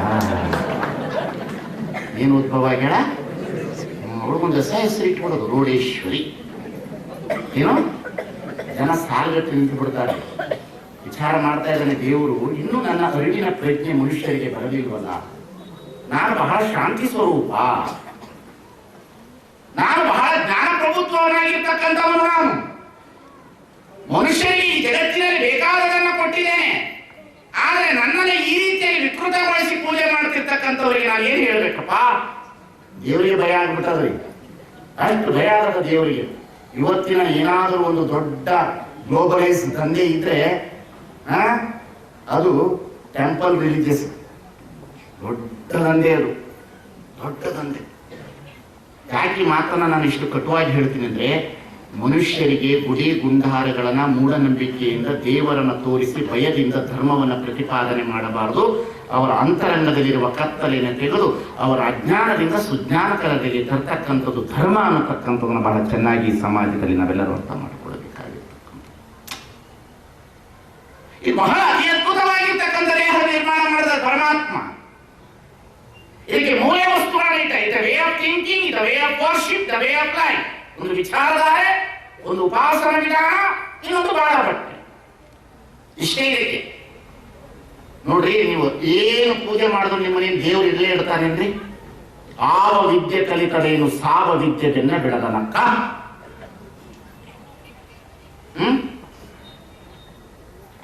ಆವ ವಿದ್ಯೆ ಕಲಿತದೇನು ಸಾವ ವಿದ್ಯೆ ಬೆನ್ನ ಬಿಡದನಕ್ಕ. ದೇವರು ನಮ್ಮನ್ನ ಇಲ್ಲಿ ಇದಕ್ಕಾಗಿ ನಿರ್ಮಾಣ ಮಾಡಿ ಕಳಿಸಿದಾನೆ ಅನ್ನತಕ್ಕಂಥ ಅರಿವಿನ ಪ್ರಜ್ಞೆ ನಮಗೆ ಹೊರಟೋಗ್ಬಿಟ್ಟಿದೆ ಎಲ್ಲರಿಗೂ. ಆ ಪ್ರಜ್ಞೆಯನ್ನು ಕಳೆದುಕೊಂಡು ಬದುಕ್ತಾ ಇರೋದರಿಂದ ಹೊಡೆದಾಟ, ಬಡದಾಟ, ಮೋಸ, ವಂಚನೆ, ದಗ, ಭ್ರಷ್ಟಾಚಾರ. ಬಸವಣ್ಣ ಕಾಯಕವೇ ಕೈಲಾಸ ಅಂತ ಹೇಳಿಲ್ಲ, ಇದು ಚೆನ್ನಾಗಿ ಅರ್ಥ ಮಾಡ್ಕೊಳ್ಬೇಕು ಎಲ್ಲರೂ. ಕಾಯಕವೇ ಕೈಲಾಸ ಎನ್ನುವ ಪದ ಬಸವಣ್ಣನದಲ್ಲ. ಕಾಯಕವೇ ಕೈಲಾಸ ಎನ್ನುವ ಪದ ಬಸವಣ್ಣನದಲ್ಲ. ಬಸವಣ್ಣ ಎಂದು ಕಾಯಕವೇ ಕೈಲಾಸ ಅಂತ ಹೇಳಿಲ್ಲ. ಇನ್ಮೇಲೆ ಯಾರಾದ್ರೂ ಕಾಯಕವೇ ಕೈಲಾಸ ಅಂತ ಪದ ಬಳಸುವಾಗ ದಯಮಾಡಿ ಅದನ್ನು ಹೇಳಿರುವಂತಹ ಶರಣೆಗೆ ಗೌರವ ಕೊಡ್ರಿ. ಕಾಯಕವೇ ಕೈಲಾಸ ಅನ್ನತಕ್ಕಂಥ ಪದ ಹೇಳಿರ್ತಕ್ಕಂಥವ್ರು ಆಯ್ದಕ್ಕಿ ಲಕ್ಕಮ್ಮ ಅನ್ನೋದನ್ನು ಬಹಳ ಚೆನ್ನಾಗಿ ಗಮನದಲ್ಲಿ ಇಟ್ಕೊಳ್ಬೇಕು ನೀವೆಲ್ಲರೂ. ಕಾಯಕವನ್ನು ಕಲಿಸಿರ್ತಕ್ಕಂಥ ಬಸವಣ್ಣ ಆಗಿರಬಹುದು, ಆದ್ರೆ ಕಾಯಕವೇ ಕೈಲಾಸ ಅಂತ ಹೇಳಿದವನು ಬಸವಣ್ಣ ಅಲ್ಲ. ಕಾಯಕವೇ ಕೈಲಾಸ ಅಂತ ಹೇಳಿದವಳು ಆಯ್ದಕ್ಕಿ ಲಕ್ಕಮ್ಮ. ಈಸಕ್ಕಿ ಆಸೆ ಅಮರೇಶ್ವರಲಿಂಗ ಒಪ್ಪದ ಮಾತು. ಕಾಯಕವೇ ಕೈಲಾಸವಾದ ಕಾರಣ ಅಲ್ಲೇ ಸುಳಿದು ಮಾರಯ್ಯ ಪ್ರಿಯ ಅಂತ ನಾವೇನ್ ಮಾಡ್ತೇವೆ? ಅದರ ಬಸವಣ್ಣ ಹೇಳಿದ್ರು ಬಸವಣ್ಣ ಕಾಯಕವೇ ಕೈಲಾಸ ಅಂತ ಹೇಳಿದ, ಬಸವಣ್ಣ ಕಾಯ ಕೈಲಾಸ ಅಂತ ಹೇಳಿದ. ವ್ಯತ್ಯಾಸ ಗಮನಿಸಬೇಕು. ಕಾಯ ಕೈಲಾಸ ಬೇರೆ, ಕಾಯಕ ಕೈಲಾಸ ಬೇರೆ. ಬಸವಣ್ಣನವರು ಕಾಯ ಕೈಲಾಸವಾಗಲಿ ಅಂತಾರೆ. ಏನ್ ಕಾಯ ಕೈಲಾಸವಾಗಲಿ? ಇದು ಸುಂದರವಾಗಿರ್ತಕ್ಕಂಥ ಶರೀರ ಇದು. ಅದಕ್ಕಾಗಿ ಷಟಸ್ಥಳದಲ್ಲಿ ಮೊಟ್ಟ ಮೊದಲನೆಯ ಜ್ಞಾನ ಪಿಂಡ ಜ್ಞಾನ ಸ್ಥಳ ಅಂತ ಬರೆದರು. ಕಾರಣ ಏನು ಪಿಂಡ ಜ್ಞಾನ ಸ್ಥಳ ಅಂದ್ರೆ ಮನುಷ್ಯನಿಗೆ ದೇಹದ ಅರಿವಿನ ಪ್ರಜ್ಞೆ ಮೊದಲು ಬರಬೇಕು. ಇದು ಎದಕ್ಕಾಗಿ ಹುಟ್ಟಿ ಬಂದಿದೆ, ಇದು ಯಾವ ರೀತಿಯಲ್ಲಿ ಉತ್ಪಾದನೆ ಆಗಿದೆ, ಇದು ತಂದೆ ತಾಯಿಗಳ ರೇಖೋ ಬಿಂದುವಿನ ಸಂಬಂಧವು ತರತಾಂತರದಿಂದ ಬಂದಿರತಕ್ಕಂತಹ ಪರಮಾತ್ಮನ ಅವಿನಾಭಾವ ಸಂಬಂಧದ ಅಂಶೀಭೂತದ ಆತ್ಮವನ್ನು ಹೊಂದಿಕೊಂಡಿರ್ತಕ್ಕಂಥ ದೇಹವು, ಇದು ಮೊದಲು ಮನುಷ್ಯನಿಗೆ ಬರಬೇಕಾಗಿರ್ತಕ್ಕಂಥ. ಇದರ ಅರಿವಿನ ಪ್ರಜ್ಞೆ ಬರಲಿಲ್ಲ ಅಂದ್ರೆ ಮನುಷ್ಯ ಯಾವಾಗಲೂ ಅಜ್ಞಾನದಲ್ಲಿ ಇರ್ತಾನೆ. ಯಾಕೆ ಅಂತ ಹೇಳಿದ್ರೆ ಸ್ವಾಮಿ ವಿವೇಕಾನಂದರು ಅವರ ತಂದೆ ಹತ್ರ ಇದನ್ನೇ ಕೇಳಿದ್ರು, ನೀನು ನನಗೇನು ಕೊಟ್ಟಿದ್ಯಾ, ನೀನು ನನಗೇನು ಕೊಟ್ಟಿದ್ಯಾ ಅಂತ. ಸ್ವಾಮಿ ವಿವೇಕಾನಂದ ಈ ಮಾತನ್ನು ಕೇಳಿದ ಕೂಡಲೇ ಅವರ ತಂದೆ ಏನು ಮಾಡಿದ್ರು, ದರದರನೆ ಸ್ವಾಮಿ ವಿವೇಕಾನಂದರ ಹಿಡಿದುಕೊಂಡು ಬಂದು ಕನ್ನಡಿಯ ಮುಂದೆ ನಿಲ್ಲಿಸಿ, ಇದು ದೊಡ್ಡ ದೇಹ ಕೊಟ್ಟಿದ್ದಾನೆ ಪರಮಾತ್ಮ, ನಾನಿಗೆ ಏನು ಕೊಡಬೇಕಂತ ಸ್ವಾಮಿ ವಿವೇಕಾನಂದ ಆದ ಅನ್ನತಕ್ಕಂಥ ಮಾತನ್ನು ನಾವು ಚೆನ್ನಾಗಿ ಗಮನದಲ್ಲಿ ಇಟ್ಕೊಳ್ಬೇಕು. ದೇವರಿಷ್ಟು ಸುಂದರವಾದ ದೇಹ ಕೊಟ್ಟಿದ್ದಾನಲ್ಲ, ಇದಕ್ಕಿಂತ ಪವಿತ್ರವಾದಂಥ ಆಸ್ತಿ ಇನ್ನೊಂದಿಲ್ಲ, ಇದಕ್ಕಿಂತ ಇನ್ನೊಂದು ಪವಿತ್ರವಾದ ಆಸ್ತಿ ಇನ್ನೊಂದಿಲ್ಲ ಅನ್ನತಕ್ಕಂಥ ತಿಳ್ಕೊಳ್ಬೇಕು. ನೀವು ಯಾರಾದ್ರೂ ಬಡವರಿದ್ದೀರಿ ಇದ್ದೀರೇನ್ರಿ? ನಾಳೆ ಬೆಳಗ್ಗೆ ನಿಮ್ಗೆ 5 ಕೋಟಿ ರೂಪಾಯಿ ಕೊಡ್ತೇನೆ, ನೀವೇನು ಕೊಡಬೇಡ್ರಿ, ಒಂದು ಕಣ್ಣು ಒಂದು ಕಿಡ್ನಿ ಕೊಡಿ. ಏನ್ ಕೊಡಬೇಡಿ? ಒಂದು ಕಣ್ಣು ಒಂದು ಕಿಡ್ನಿ, ಒಂದು ಕಣ್ಣು ಒಂದು ಕಿಡ್ನಿ ಕೊಡ್ರಿ. ಎಷ್ಟು ಅತಿ ಅದ್ಭುತವಾಗಿದೆ ದೇಹ. ಜೀವನ ಅನ್ನತಕ್ಕಂಥದ್ದು ಬಹಳ ಅತಿ ಅದ್ಭುತವಾಗಿರ್ತಕ್ಕಂಥದ್ದು. Life it is not song, it is songs, it is not dance, it is dancing. ಏನು ಜೀವನದ ಅರ್ಥ, ಏನಿದೀ ಪ್ರಪಂಚ, ಏನಿದೆ ಜೀವನದ ದಾಳಿ. ಈ ಜೀವ ಎದಕ್ಕೆ ಬಂದಿದೆ ಅನ್ನತಕ್ಕಂಥದ್ದು ಯಾರಿಗೂ ಗೊತ್ತಿಲ್ಲ, ಎದಕ್ಕೂ ಗೊತ್ತಿಲ್ಲ. ನಿಮಗಲ್ಲ, ನಮ್ಮಂತ ಸ್ವಾಮಿಗಳಿಗೆ ಗೊತ್ತಿಲ್ಲ. ನಿಮ್ಮ ಪಾಪ ಏನು ಪ್ರಯೋಜನ? ನೀವು ಇಷ್ಟು ಲೌಕಿಕರಾಗಿ ಜೀವನ ಮಾಡ್ತಿದ್ರೆ ನಿಮ್ಮದೇ ಚಲೋ. ನಾನು ಅದಕ್ಕೆ ಹೇಳ್ತೀನಿ, ಕಾವಿ ಬಟ್ಟೆ ಹಾಕಿದವರೆಲ್ಲರೂ ಸ್ವಾಮಿಗಳಲ್ಲ. ಬಸವಣ್ಣ ಅರಿವು ಗುರು ಅಂದ, ನಾವೆಲ್ಲ ಬಂದು ಅರಿವೇ ಗುರು ಅಂದ್ಬಿಟ್ಟು. ನನ್ನ ಕೈ ಅಷ್ಟೇ ನೋಡಬೇಕು, ಬಹಳ ಡೇಂಜರ್ ಇದ್ದೀನಿ, ನನ್ನ ಶಬ್ದಗಳು ಗಮನ ಇಡಬೇಕು. ಅರಿವು ಗುರು ಅಂದ ಬಸವಣ್ಣ, ನಾವೇನಂದೋ ಅರಿವೇ ಗುರು ಅಂದ್ರು. ಇಲ್ಲಿ ಸಮಾಧಿ ಕೆಡ್ತು. ಸಮಾಜ ಎಲ್ಲಿ ಕೆಡ್ತು ಗೊತ್ತೇನ್ರಿ? ಇಲ್ಲಿ ಕೆಡ್ತು. ಎಲ್ಲಿಯವರೆಗೆ ಮಹಾತ್ಮರು ಭವಬಂಧನದಲ್ಲಿ ಬಿದ್ದಿರ್ತಕ್ಕಂತಹ ಜೀವನವನ್ನ, ಭವಬಂಧನದಲ್ಲಿ ಬಿದ್ದಿರ್ತಕ್ಕಂತಹ ಈ ಜೀವಾತ್ಮರಿಗೆ ಸರಿಯಾದಂತಹ ಜ್ಞಾನವನ್ನು ಕೊಟ್ಟು ಅವರನ್ನ ಮೇಲೆತ್ತುವುದಿಲ್ಲ, ಅಲ್ಲಿಯವರೆಗೂ ಸಹ ಜೀವಗಳು ಎಂದೆಂದೂ ಬಡದಾಡ್ತಾ ಇರ್ತವೆ ಅನ್ನತಕ್ಕಂಥದನ್ನು ತಿಳಿದುಕೊಳ್ಳಬೇಕು. ಶರಣರು ಇದನ್ನೇ ಮೊದಲು ಮಾಡಿದ್ರು. ಶರಣರು ಇನ್ನೇನು ಮಾಡಲಿಲ್ಲ. ಶರಣರು ಇನ್ನೇನು ಮಾಡಲಿಲ್ರಿ. ಶರಣರು MA PhD ಓದಿದವರನ್ನ ತೆಗೆದುಕೊಂಡು ಬರಲಿಲ್ಲ. ಅವರು ಎಷ್ಟು ಚೆನ್ನಾಗಿ ಅರಿವಿನ ಪ್ರಜ್ಞೆ ಮೂಡಿಸುವುದು ಅಂದ್ರೆ ದೇಹಕ್ಕೆ, ಇದು ಬಹಳ ಅತಿ ಅದ್ಭುತವಾದ ದೇಹಪ್ಪ, ಇದು ಕೂಡಲ ಸಂಗಮ ನಡೆಸಬಂದ ಪ್ರಸಾದಕಾಯ, ಇದು ಜೀವ, ಇದನ್ನು ಹೀಗೆ ಕೆಡಿಸಬೇಡ ನೀನು, ಇದು ಅತಿ ಅದ್ಭುತವಾದ ದೇಹ, ಇದು ನಿಸರ್ಗದಿಂದ ಬಂದಿರತಕ್ಕಂಥ ದೇಹ, ಇದು ಸಾಮಾನ್ಯವಾದದಲ್ಲ. ಪೃಥ್ವಿ, ಅಪ್ಪು, ತೇಜ್, ವಾಯು, ಆಕಾಶ, ಸೂರ್ಯ, ಚಂದ್ರ, ಆತ್ಮಗಳ ಅಷ್ಟತನುವಿನ ದೇಹ. ಇದು 8 ತತ್ವಗಳಿಂದ ಕೂಡಿರ್ತಕ್ಕಂಥ ದೇಹ. ಇದು ತಂದೆ ತಾಯಿಯ ರೇಖೋ ಬಿಂದುವಿನಿಂದ ಬಂದಿರತಕ್ಕಂಥದ್ದು ಕೇವಲ ಪ್ರತೀಕ ಅಷ್ಟೇ. ಅದು ರೂಪ. ಆದ್ರೆ ಈ ದೇಹ ಇದೆಯಲ್ಲ, ಇದು ಬಹಳ ಅತಿ ಪುರಾತನವಾದದ್ದು. ಇದು ದೇಹ ಎಲ್ಲಿಯವರೆಗೆ ಇದೆ ಅಂತ ಹೇಳಿದ್ರೆ ಸಾಮಾನ್ಯವಾಗಿ ಬಂದಿಲ್ಲ. ಇದು ಒಂದಕ್ಕೊಂದು ಚೈನ್.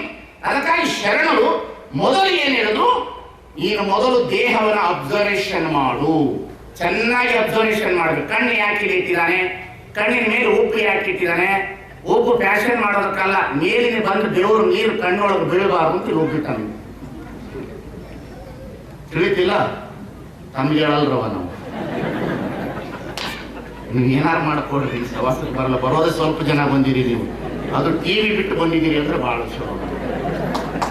ಅದು ನೀವು TV ಬಿಟ್ಟು ಬಂದಿದ್ರಲ್ಲ, ಯಾರನ್ನ ಬೇಕಾದರೂ ಮಾತನಾಡಿಸಬಹುದು, ಗರ ಹೊಡೆದವರನ್ನ ಮಾತನಾಡಿಸಬಹುದು, ಸಿರಿಗರ ಹೊಡೆದವರನ್ನ ಮಾತನಾಡಿಸಬಹುದು, ಶ್ರೀಮಂತರನ್ನ ಮಾತನಾಡಿಸಬಹುದು. ಆದ್ರೆ ಟಿವಿ ಮುಂದೆ ಕುಳಿತವರನ್ನ ಮಾತನಾಡಿಸಬಾರದಲ್ಲ. ಆ TV ಬಿಟ್ಟು ಬಂದಿದ್ರಲ್ಲ, ಅದೇ ದೊಡ್ಡ ಸ್ವಾಮಿ. ಈ ಜಗತ್ತಿನಲ್ಲಿ ಇದರಷ್ಟು ದೊಡ್ಡ ದೇಹ ಯಾವುದೂ ಇಲ್ಲ.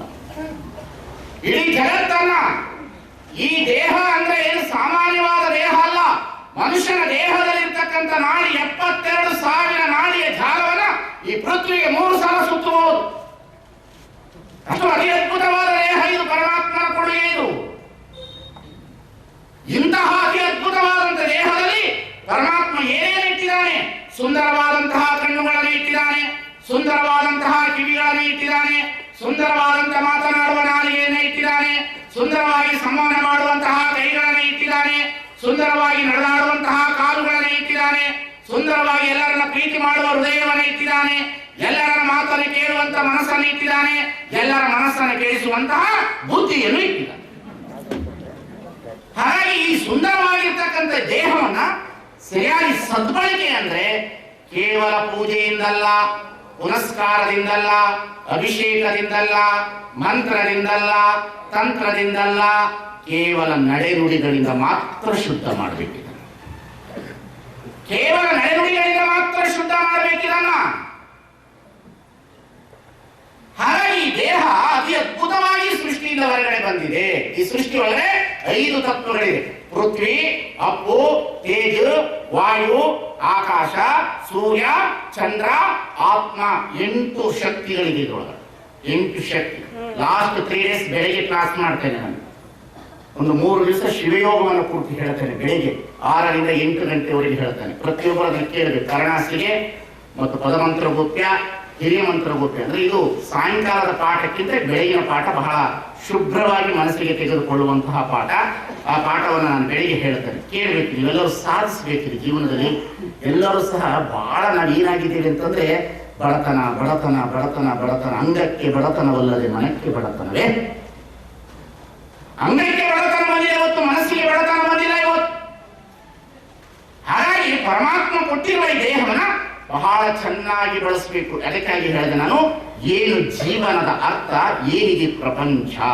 ಈ ಜೀವ ಪರಮಾತ್ಮನಿಂದ ಬಂದಿರ್ತಕ್ಕಂಥದ್ದು. ಪ್ರಕೃತಿಯನ್ನು ಮುಟ್ಟಿಕೊಂಡು ಬರ್ತದೆ. ಇದರೊಳಗಡೆ ಪೃಥ್ವಿಯ ತತ್ವ ಇದೆ, ಭೂಮಿಯ ತತ್ವ ಈ ದೇಹದೊಳಗಡೆ ಇದೆ. ಭೂಮಿಯ ತತ್ವ ಈ ದೇಹದೊಳಗಡೆ ಇದೆ. ಭೂಮಿಯ ಒಳಗಡೆ ಬೀಜ ಬಿತ್ತಿದ್ರೆ ಬೀಜ ಬೆಳೀತದೆ. ಹಾಗೆ ಭೂಮಿಯ ತತ್ವ ಈ ದೇಹದೊಳಗಡೆ ಇದೆ. ಈ ದೇಹದೊಳಗಡೆ ಭೂಮಿಯ ತತ್ವ ಎಲ್ಲಿವರೆಗಿದೆ ಅಂದ್ರೆ ಸಾಯುವವರೆಗೆ ಇದೆ. ಸತ್ತ ಮೇಲೆ 6 ತಿಂಗಳು ಇದೆ. ಒಂದು ಭೂಮಿಯ ಮೇಲೆ ಹೆಣವನ್ನು ತೆಗೆದುಕೊಂಡು ಹೋಗಿ ಭೂಮಿಯಲ್ಲಿ ಇಟ್ಟರೆ ಉಗುರು ಬೆಳೀತದ, ಕೂದಲು ಬೆಳೀತದೆ. ಅದಕ್ಕೆ DNA ಪರೀಕ್ಷೆ ತೆಗೆದು. ಸತ್ತ ಮೇಲೆ ದೇಹ ತರುವುದು ಅಂತ ಹೇಳೋಕ್ ಬರುವುದಿಲ್ಲ. ಬಹಳ ಪ್ರಕೃತಿಗೆ ಸಂಬಂಧಪಟ್ಟಿರ್ತಕ್ಕಂಥ ದೇಹ ಇದು. ಇದರೊಳಗೆ ಪೃಥ್ವಿ ತತ್ವ ಇದೆ. ಈ ಪೃಥ್ವಿಯ ತತ್ವದೊಳಗಡೆ ಏನಿದೆ? ಹೊರಗಡೆ ಭೂಮಿ ಇದೆ, ಈ ದೇಹದಲ್ಲಿ ಭೂಮಿ ಇದೆ. ಹೊರಗಡೆ ನೀರಿದೆ, ಇದರಲ್ಲಿಯೂ ನೀರಿದೆ. 9 ದ್ವಾರದಲ್ಲಿ ನೀರಿನ ಅವತಾರಣ ಇದೆ. ಕಣ್ಣಿನಲ್ಲಿ ನೀರಿದೆ, ಮೂಗಿನಲ್ಲಿ ನೀರಿದೆ, ಬಾಯಲ್ಲಿ ನೀರಿದೆ, ಕಿವಿಯ ಭಾಗದಲ್ಲಿ ನೀರು ಹೋಗ್ತದೆ, ರಕ್ತ ಸಂಚಾರವಾಗ್ತದೆ, ಕಿವಿದೆ. ಇವೆಲ್ಲವೂ ಸಹ ಅತಿ ಅದ್ಭುತವಾಗಿರ್ತಕ್ಕಂತಹ ದೇಹದೊಳಗಡೆ ಹೊರಗಡೆಯೂ ಭೂಮಿಯ ತತ್ವ, ಒಳಗಡೆಯೂ ನೀರಿನ ತತ್ವ. ಪೃಥ್ವಿಯ ತೇಜ್, ಹೊರಗಡೆ ಅಗ್ನಿ ತತ್ವ ಇದೆ, ಸೂರ್ಯನ ಶಾಖ ಇದೆ. ಭೂಮಿಯ ಒಳಗಡೆ ಜ್ವಾಲಾಮುಖಿಯ ಶಾಖವಿದೆ. ಈ ದೇಹದೊಳಗೂ ಶಾಖ ಇದೆ. ಯಾರಾದ್ರೂ ಹುಷಾರಿಲ್ಲ ಅಂತ ಕೂಡ ಡಾಕ್ಟ್ರೇ ಬರಲಿಲ್ಲ, ಹುಷಾರಿಲ್ಲ ಅಂತ ಬಂದ ಕೂಡ ಡಾಕ್ಟರ್ ಬಂದು ನಿಮ್ಗೆ ಏನ್ ಮಾಡ್ತಾರೆ? ಮುಟ್ಟಿ ನೋಡ್ತಾರೆ. ದೇಹ ಬೆಚ್ಚಿಗಿತ್ತು ಮುಂದಿನ ಕೆಲಸ ಮಾಡ್ತಾರೆ. ದೇಹ ತಣ್ಣಗಿತ್ತು ಬೆಡ್ಶೀಟ್ ತೆಗೆದು ಮುಚ್ಚುತ್ತಾರೆ. ಇಷ್ಟೇ. ಬಹಳ ಸೂಕ್ಷ್ಮದ ದೇಹ, ಬಹಳ ಅತಿ ಅದ್ಭುತವಾದ ಸೂಕ್ಷ್ಮ ದೇಹ ಇದು. ನಾವು ಎಲ್ಲಿಯವರೆಗೆ ಪ್ರಕೃತಿಯ ಜೊತೆಗೆ ಈ ದೇಹವನ್ನು ಬೆರೆಸೋದಿಲ್ಲ ಅಲ್ಲಿಯವರೆಗೆ ದೇಹದ ಮರ್ಮವನ್ನು ತಿಳಿಯೋದಕ್ಕೆ ಬರುವುದಿಲ್ಲ ನಮಗೆ. ಪೃಥ್ವಿ, ಅಪ್ಪು, ತೇಜ್, ವಾಯು. ಹೊರಗಡೆಯೂ ವಾಯು ಇದೆ, ಇದರ ಒಳಗಡೆ ವಾಯು ಇದೆ. ದಶವಾಯುಗಳು ಅನ್ನತಕ್ಕಂಥ ವಾಯುಗಳಿದೆ. ಕಣ್ಣಿನಲ್ಲಿ ಗಾಳಿ ಹೋಗಬೇಕು. ಯಾವಾಗ ಕಣ್ಣಿನಲ್ಲಿ ಗಾಳಿ ಹೋಗೋದಿಲ್ಲ, ಪೊರೆ ಬಂತು ಅಂತ ತಿಳ್ಕೊಳ್ಬೇಕು. ಕಿವಿಯಲ್ಲಿ ಗಾಳಿ ಓಡಾಡ್ತಿಲ್ಲ ಅಂದ್ರೆ ಕಿವಿ ಕೇಳ್ತಾ ಇಲ್ಲ ಅಂತ ತಿಳ್ಕೊಬೇಕು. ನಾಲಿಗೆಯಲ್ಲಿ ಮಾತು ಬರ್ತಾ ಇಲ್ಲ ಅಂದ್ರೆ ಒಳಗಡೆಯಿಂದ ಗಾಳಿಯ ಮುಖಾಂತರ ನಾಲಿಗೆ ಮಾತನಾಡ್ತಾ ಇಲ್ಲ ಅಂತ ತಿಳ್ಕೊಳ್ಬೇಕು. ಮೂಗಿನಲ್ಲಿ ಸುಂದರವಾದ ಉಸಿರಾಟ ಬರ್ತಾ ಇಲ್ಲ ಅಂದ್ರೆ ಗಾಳಿಯ ಸಂಪರ್ಕ ಕೆಟ್ಟಿದೆ ಅಂತ ತಿಳ್ಕೊಳ್ಬೇಕು. ಇವೆಲ್ಲವೂ ಗಾಳಿಯಿಂದ ಆಗ್ತಕ್ಕಂಥದ್ದು ದೇಹದ ಮೇಲೆ. ನಾವೇನ್ ಮಾಡಿದೀವಿ, ಇದನ್ನು ಮುನ್ಸಿಪಾಲಿಟಿ ತೊಟ್ಟಿ ಮಾಡ್ಕೊಂಡು ಬೆಳಿಗ್ಗೆ ಎದ್ದು ಕೂಡ ಬಾಯಿ ತೊಳ್ಕೊಳ್ಳಾರದೆ ಬಿಸ್ಕೆಟ್, ಕಾಫಿ, ಚಾ, 8 ಗಂಟೆಗೆ ಉಪ್ಪಿಟ್ಟು, 9 ಗಂಟೆಗೆ ತಿಂಡಿ, ಮುನ್ಸಿಪಾಲಿಟಿ ತೊಟ್ಟಿ ಇನ್ನು ಮಾಡಿಕೊಂಡ್ಬಿಟ್ಟಿವಿ. ಮತ್ತೆ BP ಬಂತು, ಶುಗರ್ ಬಂತು, ಎಲ್ಲ ಬಂತು. ಯಾಕೆ? ಇದನ್ನ ಹೆಂಗ್ ಬಳಸ್ಬೇಕಂದ್ರೆ ಬಳಸಿಲ್ಲ. ದೇಹ ನಿಮ್ಮ ಕೈಯಲ್ಲಿ ಇಲ್ಲ, ಅದು ನಿಸರ್ಗದ ಕೈಯಲ್ಲಿದೆ. ದೇಹ ನಿಮ್ಮ ಕೈಯಲ್ಲಿ ಇಲ್ಲ, ಅದು ಪ್ರಕೃತಿಯ ಕೈಯಲ್ಲಿದೆ. ಅದು ಪೃಥ್ವಿ, ಅಪ್ಪು, ತೇಜ್, ವಾಯು, ಆಕಾಶ. ಇನ್ನು 3 ಯಾವುದಂದ್ರೆ ಸೂರ್ಯ, ಚಂದ್ರ, ಆತ್ಮ, ಇದು ಒಳಗಡೆ ಇರ್ತಕ್ಕಂತಹ ಇಂಟೀರಿಯರ್ ವರ್ಕ್ಗಳು. ಸೂರ್ಯ, ಚಂದ್ರ, ಆತ್ಮ ಅಂತಕ್ಕಂಥದ್ದು ಒಳಗಡೆ ಇರ್ತಕ್ಕಂಥ ಆಧ್ಯಾತ್ಮದ 3 ಶಕ್ತಿಗಳು. ಒಳಗಡೆ 5 ವಸ್ತುಗಳು ಕಂಡ್ರೆ ಒಳಗಡೆ 3. ಇದು 8 ತತ್ವಗಳಿಂದ ಕೂಡಿರ್ತಕ್ಕಂಥ ದೇಹ. ಅದಕ್ಕಾಗಿ ಅಂಬಿಗರ ಚೌಡಯ್ಯ ಒಂದು ವಚನದಲ್ಲಿ ಬರೀತಾನೆ, ಅಷ್ಟ ತನುವಿನೊಳಗೆ ಹುದುಗಿಪ್ಪ ಲಿಂಗವಲಿದು ಕೇ ಕಂಡೆಂದ ಅಂಬಿಗರ ಚೌಡಯ್ಯ. ಅಡವಿಯ ನರಸುವರೆ ಶ್ರೀಲಂಕಿ ತಾನಲ್ಲ, ಮಡವಿನ ನರಸುವರೆ ಮಷ್ಟ ಮಂಡುಕನಲ್ಲ, ಕೊಡುವೆನೆಂದರೆ ಸಾಲಿಗನಲ್ಲ, ಅಷ್ಟ ತನುವಿನೊಳಗೆ ಹುದುಗಿಪ್ಪ ಲಿಂಗವಲಿದು ಕೇ ಕಂಡೆಂದ ನಮ್ಮ ಅಂಬಿಗರ ಚೌಡಯ್ಯನಿಗೆ ಶರಣ. ಎಂತಂದ್ರೆ ಅಂಬಿಗರ ಚೌಡಯ್ಯ ಸಾಮಾನ್ಯವಾದವನಲ್ಲ. ಎಲ್ಲ ಶರಣರು ಸ್ಥಾವರಾತ್ಮಕವಾಗಿರ್ತಕ್ಕಂಥವ್ರು ಅಥವಾ ಅಧ್ಯಾತ್ಮದ ಸಂಕೇತವಾಗಿರ್ತಕ್ಕಂಥ ವಚನ ಮುದ್ರಿಕೆ ಇಟ್ಕೊಂಡಿರಬಹುದು. ಆದ್ರೆ ಅಂಬಿಗರ ಚೌಡಯ್ಯನಿಗೆ ಆತನ ಹೆಸರೇ ಮುದ್ರಿಕೆ. ನಿಜ ಶರಣ ಅಂಬಿಗರ ಚೌಡಯ್ಯ. ತನ್ನ ತಾನು ನಿಜ ಶರಣ ಅನ್ಕೊಳ್ಬೇಕಾದ್ರೆ ಎಷ್ಟು ಪಾವಿತ್ರ್ಯತೆಯನ್ನು ಹೊಂದಿದ. ನಾವು ಹೇಳ್ಕೊಳಕ್ ಬರ್ತೀನೋ ನಿಜ ನಿಜ ನಿಜಗುಣಾನಂದ ಸ್ವಾಮಿ ಧೈರ್ಯ ಇಲ್ಲ, ನಮಗ ಸಾಧ್ಯ ಇಲ್ಲ. ಆದ್ರೆ ಅವನು ಹೇಳ್ಕೊಂಡ ಎಂತೆಂತಹ ವಚನಗಳನ್ನು ಬರೆದಿದ್ದಾನೆ ಅಂಬಿಗರ ಚೌಡಯ್ಯ ಅಂದ್ರ ಸಾಮಾನ್ಯವಾದ ವಚನಗಳನ್ನು ಬರೆದಿಲ್ರಿ. ಈ ಲಿಂಗಾಯತರು ಲಿಂಗಾಪಟ್ಟಣ ಅಲ್ಲಿ ಇಲ್ಲೆಲ್ಲ ದೇವರುಗಳಿಗೆ ಹೋಗಿ ಬರ್ತಾರಲ್ಲ, ಅವ್ರು ನೋಡಿ ಬರೆದ್ಬಿಟ್ಟಾನ. ಕಟ್ಟಿದ ಲಿಂಗವ ಬಿಟ್ಟು ಬೆಟ್ಟದ ಲಿಂಗಕ್ಕೆ ಹೋಗಿ ಹೊಟ್ಟೆ ಅಲೆಯಾಡಿ ಬೀಳುವ ಲೊಟ್ಟ ಮನುಜರ ಕಂಡರೆ ಮೆಟ್ಟಿದ ಎಡಪಾದ ರಕ್ಷೆ ತೆಗೆದುಕೊಂಡು ಲಟಲಟನೆ ಹೊಡೆಯಿಂದ ಆತ ನಮ್ಮ ಅಂಬಿಗರ ಚೌಡಯ್ಯ ನಿಜ ಶರಣ. ಏನಾದ್ರು ಕೇಸ್ ಬುಕ್ ಮಾಡೋದಿದ್ರೆ ಅವನ ಮೇಲೆ ಮಾಡಿ, ನನ್ನ ಮೇಲೆ ಕುಂಬಾರಸಾರ ಮೇಲೆ ಮಾಡಬೇಕು ಅಂತ ಅವ್ರು ಹೇಳಾರ. ಹೇಳ್ತೀನಿ ನಮ್ದೇನಿಲ್ಲ ಇಲ್ಲಿ, ನಮ್ದೇನೇನೂ ಇಲ್ಲ ಇಲ್ಲಿ. ಈ ಮನುಷ್ಯ ದೇಹದ ಮರ್ಮವನ್ನು ಅರಿಯಿಲ್ಲ ಅಂತ ಅಂದುಕೊಳ್ತಾರೆ ಶರಣರು. ಅದಕ್ಕಾಗಿ ಜೀವ, ಜಗತ್ತು, ಈಶ್ವರ. ಮೊದಲು ಜೀವದ ಕಡೆಗೆ ಗಮನ ಕೊಡು, ಮೊದಲು ನಿನ್ನ ಜೀವದ ಕಡೆಗೆ ಬೆಲೆ ಕೊಡು. ಜೀವಿ ಇದ್ದರೆ ಕ್ಷೇತ್ರ, ಹೃದಯವಿದ್ದರೆ ತೀರ್ಥ. ಜೀವಿ ಇದ್ದರೆ ಕ್ಷೇತ್ರ, ಹೃದಯವಿದ್ದರೆ ಅದು ಎಷ್ಟು ಅತಿ ಅದ್ಭುತ ದೇಹ ಅಂದ್ರೆ, ನನಗಂತೂ ಒಂದೊಂದ್ಸಲ ಅನ್ಸುತ್ತೆ, ಪರಮಾತ್ಮ ನೀನೇನಾದ್ರೂ ಮತ್ತೆ ಹುಟ್ಟಿಸುವುದಾದರೆ ಕನ್ನಡಿಗನಾಗಿ ಹುಟ್ಟಿಸು, ಬಸವಭಕ್ತನಾಗಿ ಹುಟ್ಟಿಸು, ಪುನಃ ಇದೇ ಜಾಗದಲ್ಲಿ ಪ್ರವಚನ ಹೇಳಿಸುವಂತೆ ಹುಟ್ಟಿಸು. ಅಷ್ಟೇ ನೀನು ಕೇಳಿ. ಎಷ್ಟು ಚೆನ್ನಾಗಿ ನಾಲಿಗೆ ಕೊಟ್ಟಾನ್ರಿ, ಮಾತನಾಡ್ತಾ ಇದ್ರೆ ಅಷ್ಟು ಚಲೋ. ಈ ನಾಲಿಗೆ ನೋಡ್ರಿ ಎಷ್ಟು ಅತಿ ಅದ್ಭುತವಾದಂತ. ನಾಲಿಗೆ ಇಲ್ಲದವನ ಹತ್ರ ಕುತ್ಕೋಬೇಕು. ಸುಮ್ಮನೆ ನಾಲಿಗೆ ಅಂತಂದ್ರೆ ಅಷ್ಟು. ನಾಲಿಗೆ ಒಳಗಡೆ ಸರಸ್ವತಿ ನಾಟ್ಯವಾಡ. ಏನಾಡಬೇಕು? ನಾಟ್ಯ. ನಮ್ಮ ನಾಲಿಗೆಗಳು ಇದಾವ, ನಿಮ್ಮದಲ್ಲ, ನಮ್ಮದು. ನಾಲಿಗೆ ಅಂದ್ರೆ ಗುರುಲಿಂಗ ಅಂತ ಕರುದೃಶ್ಯ. ಗುರುಲಿಂಗ ನಾಲಿಗೆ ಅಂದ್ರೆ ಏನು?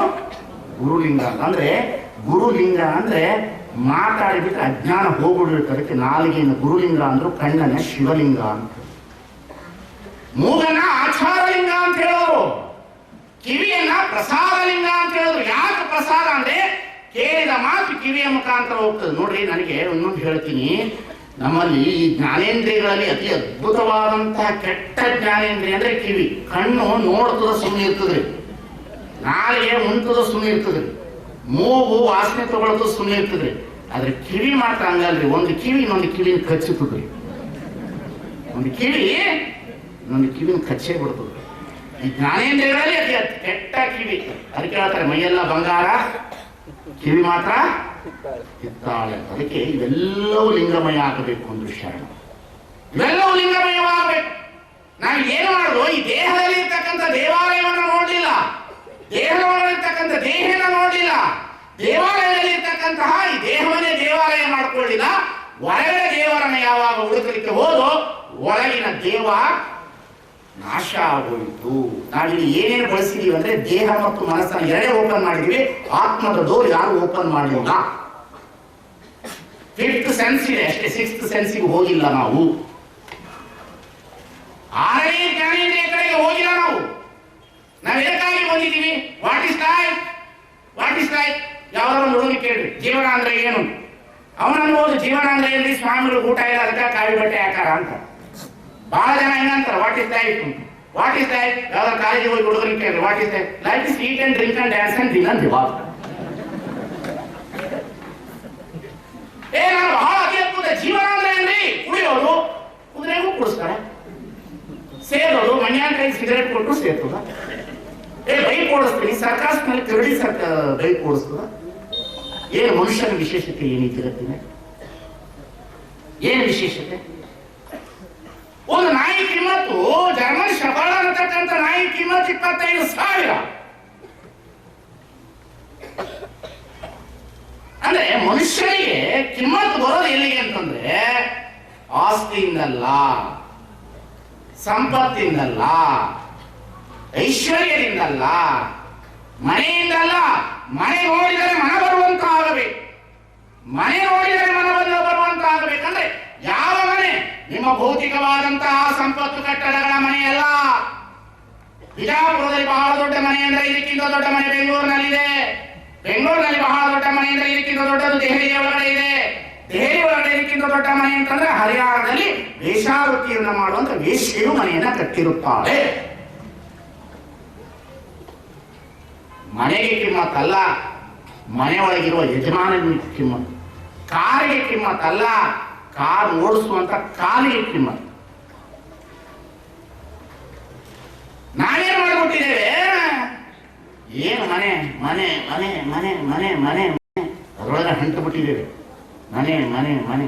ಅದಕ್ಕೆ ಶರಣರು ಹೇಳಿದರು, ಮನೆ ನೋಡ ಬಡವರು, ಮನ ನೋಡ ಜನಸಂಪನ್ನರು. ಮನೆ ನೋಡ ಬಡವರು, ಮನ ನೋಡ ಜನಸಂಪನ್ನರು. ಮನಸ್ಸು ಜನಸಂಪನ್ನವಾಗಬೇಕು ಅಂತ ಹೇಳಿದ್ರು ಶರಣರು. ಮನಸ್ಸು ಘನಮನವಾಗಬೇಕು ಅಂತ ಹೇಳಿದ್ರು ಶರಣರು. ಸಾಮಾನ್ಯವಾದ ಜೀವನ ಮಾಡಲಿಲ್ಲ ಶರಣರು. ಬಸವಣ್ಣ ಬಾಗೇವಾಡಿಯಲ್ಲಿ ಹುಟ್ಟಿದರೂ ಸಹ, ಕಲ್ಯಾಣಕ್ಕೆ ಹೋಗುವುದು ಸಹ, ಬಲದೇವ ಅರಸನ ಮಗಳನ ಮದುವೆ ಆದರೂ ಸಹ ಬಸವಣ್ಣ ಹೇಗಿದ್ದ ಅಂತಂದ್ರ ಒಂದಿನೊಳಗೊಂದು ಎಳೆಯ, ವಸ್ತ್ರದೊಳಗೊಂದು ಎಳೆಯ, ಹಿಂದಿಂಗೆ ನಾಳೆ ಹಿಂಗೆ ಎಂದಿದೆ ನಾಳೆ ನಿಮ್ಮ ಪ್ರಮಥ ರಾಣಿ ಕೂಡಲ ಸಂಗಮದೇವ. ಅದಕ್ಕೆ ಬಸವಣ್ಣ ಉಳದಾನ.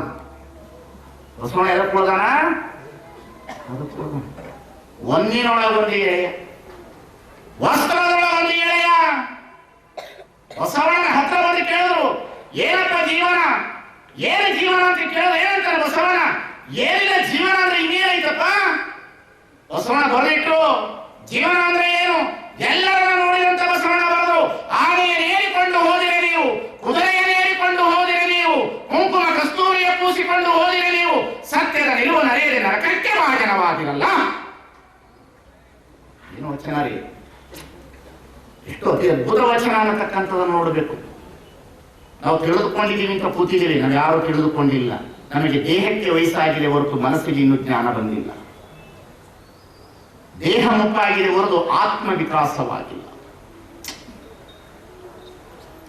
ದೇಹ ಮುಪ್ಪಾಗಿದೆ ಹೊರತು ಆತ್ಮ ವಿಕಾಸವಾಗಿಲ್ಲ. ಯಾರಲ್ಲಿ ಆತ್ಮ ವಿಕಾಸವಾಗ್ಬಿಡ್ತು ಅಂತಂದ್ರೆ ಬಸವಣ್ಣನ ಆತ್ಮ ವಿಕಾಸವಾಗಿತ್ತು. ಬಸವಣ್ಣನಿಗೆ ಕೆಳಗೆ ಇದ್ದವರನ್ನು ಕಾಣಿಲ್ಲ, ಮೇಲೆ ಇದ್ದವರನ್ನು ನೋಡಲಿಲ್ಲ. ಅವನು ರಾಜನು ಒಂದೇ ಅಂದ, ಮಹಾರಾಜ ಚೆನ್ನೈಯನು ಒಂದೇ ಅಂದ.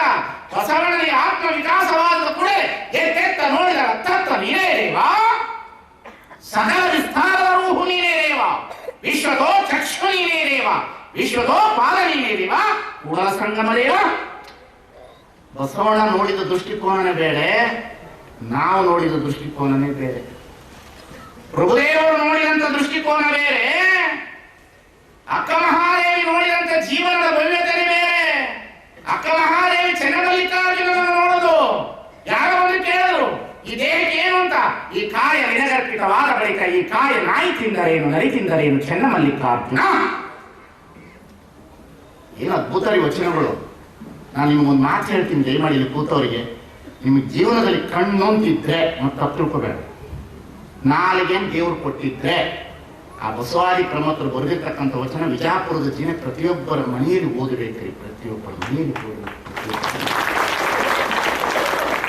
ಎಂತಹ ಮನುಷ್ಯರಿ ಫಕೀರಪ್ಪ ಹಳಕಟ್ಟಿ, ಎಂತಹ ಮನುಷ್ಯರಿ ಆತ, ಎಂತಹ ದೊಡ್ಡ ವಿಜಾಪುರ ಜಿಲ್ಲೆಯ ಒಳಗಡೆ ಯಾರಾದ್ರೂ ಪ್ರವಚನಕಾರರು ಬಹಳ ಜನ ಬಂದು ಹೋಗಿರ್ಬೋದು, ಎಲ್ಲರಿಗೂ ಶರಣಾರ್ಥಿ. ಆದ್ರೆ ತೋಂಟದಾರಿ ಅನುಭವ ಕಂಠಕ ಪೀಠದವರು ಹಳಕಟ್ಟಿಯವರ ಭಾವಚಿತ್ರವನ್ನು ಬ್ಯಾನರ್ ಹಾಕಿ ಪ್ರವಚನ ಮಾಡಿರ್ತಕ್ಕಂಥ ಸ್ಥಳ ಒಂದಿದ್ರೆ ಇದೇ ಅನ್ನತಕ್ಕಂಥ ಮಾತನ್ನ ನಾನು ಹೇಳಿಕ್ಕೆ ಇಷ್ಟಪಡ್ತಾನೆ. ಎಂಥವನು ಹಳಕಟ್ಟಿ ಅಂತಕ್ಕಂಥ ವಚನಗಳನ್ನ ತೆಗೆದುಕೊಂಡು ಹೋದ್ರಿ ಹಳಕಟ್ಟಿಯವರು ಎಲ್ಲ ಸಂಗ್ರಹಣೆ ಮಾಡಿದ ಮೇಲೆ. ಎಲ್ಲಿಗೆ? ಮಂಗಳೂರು ಭಾಷಲ್ ಮಿಷನ್ ಹತ್ತಿರ.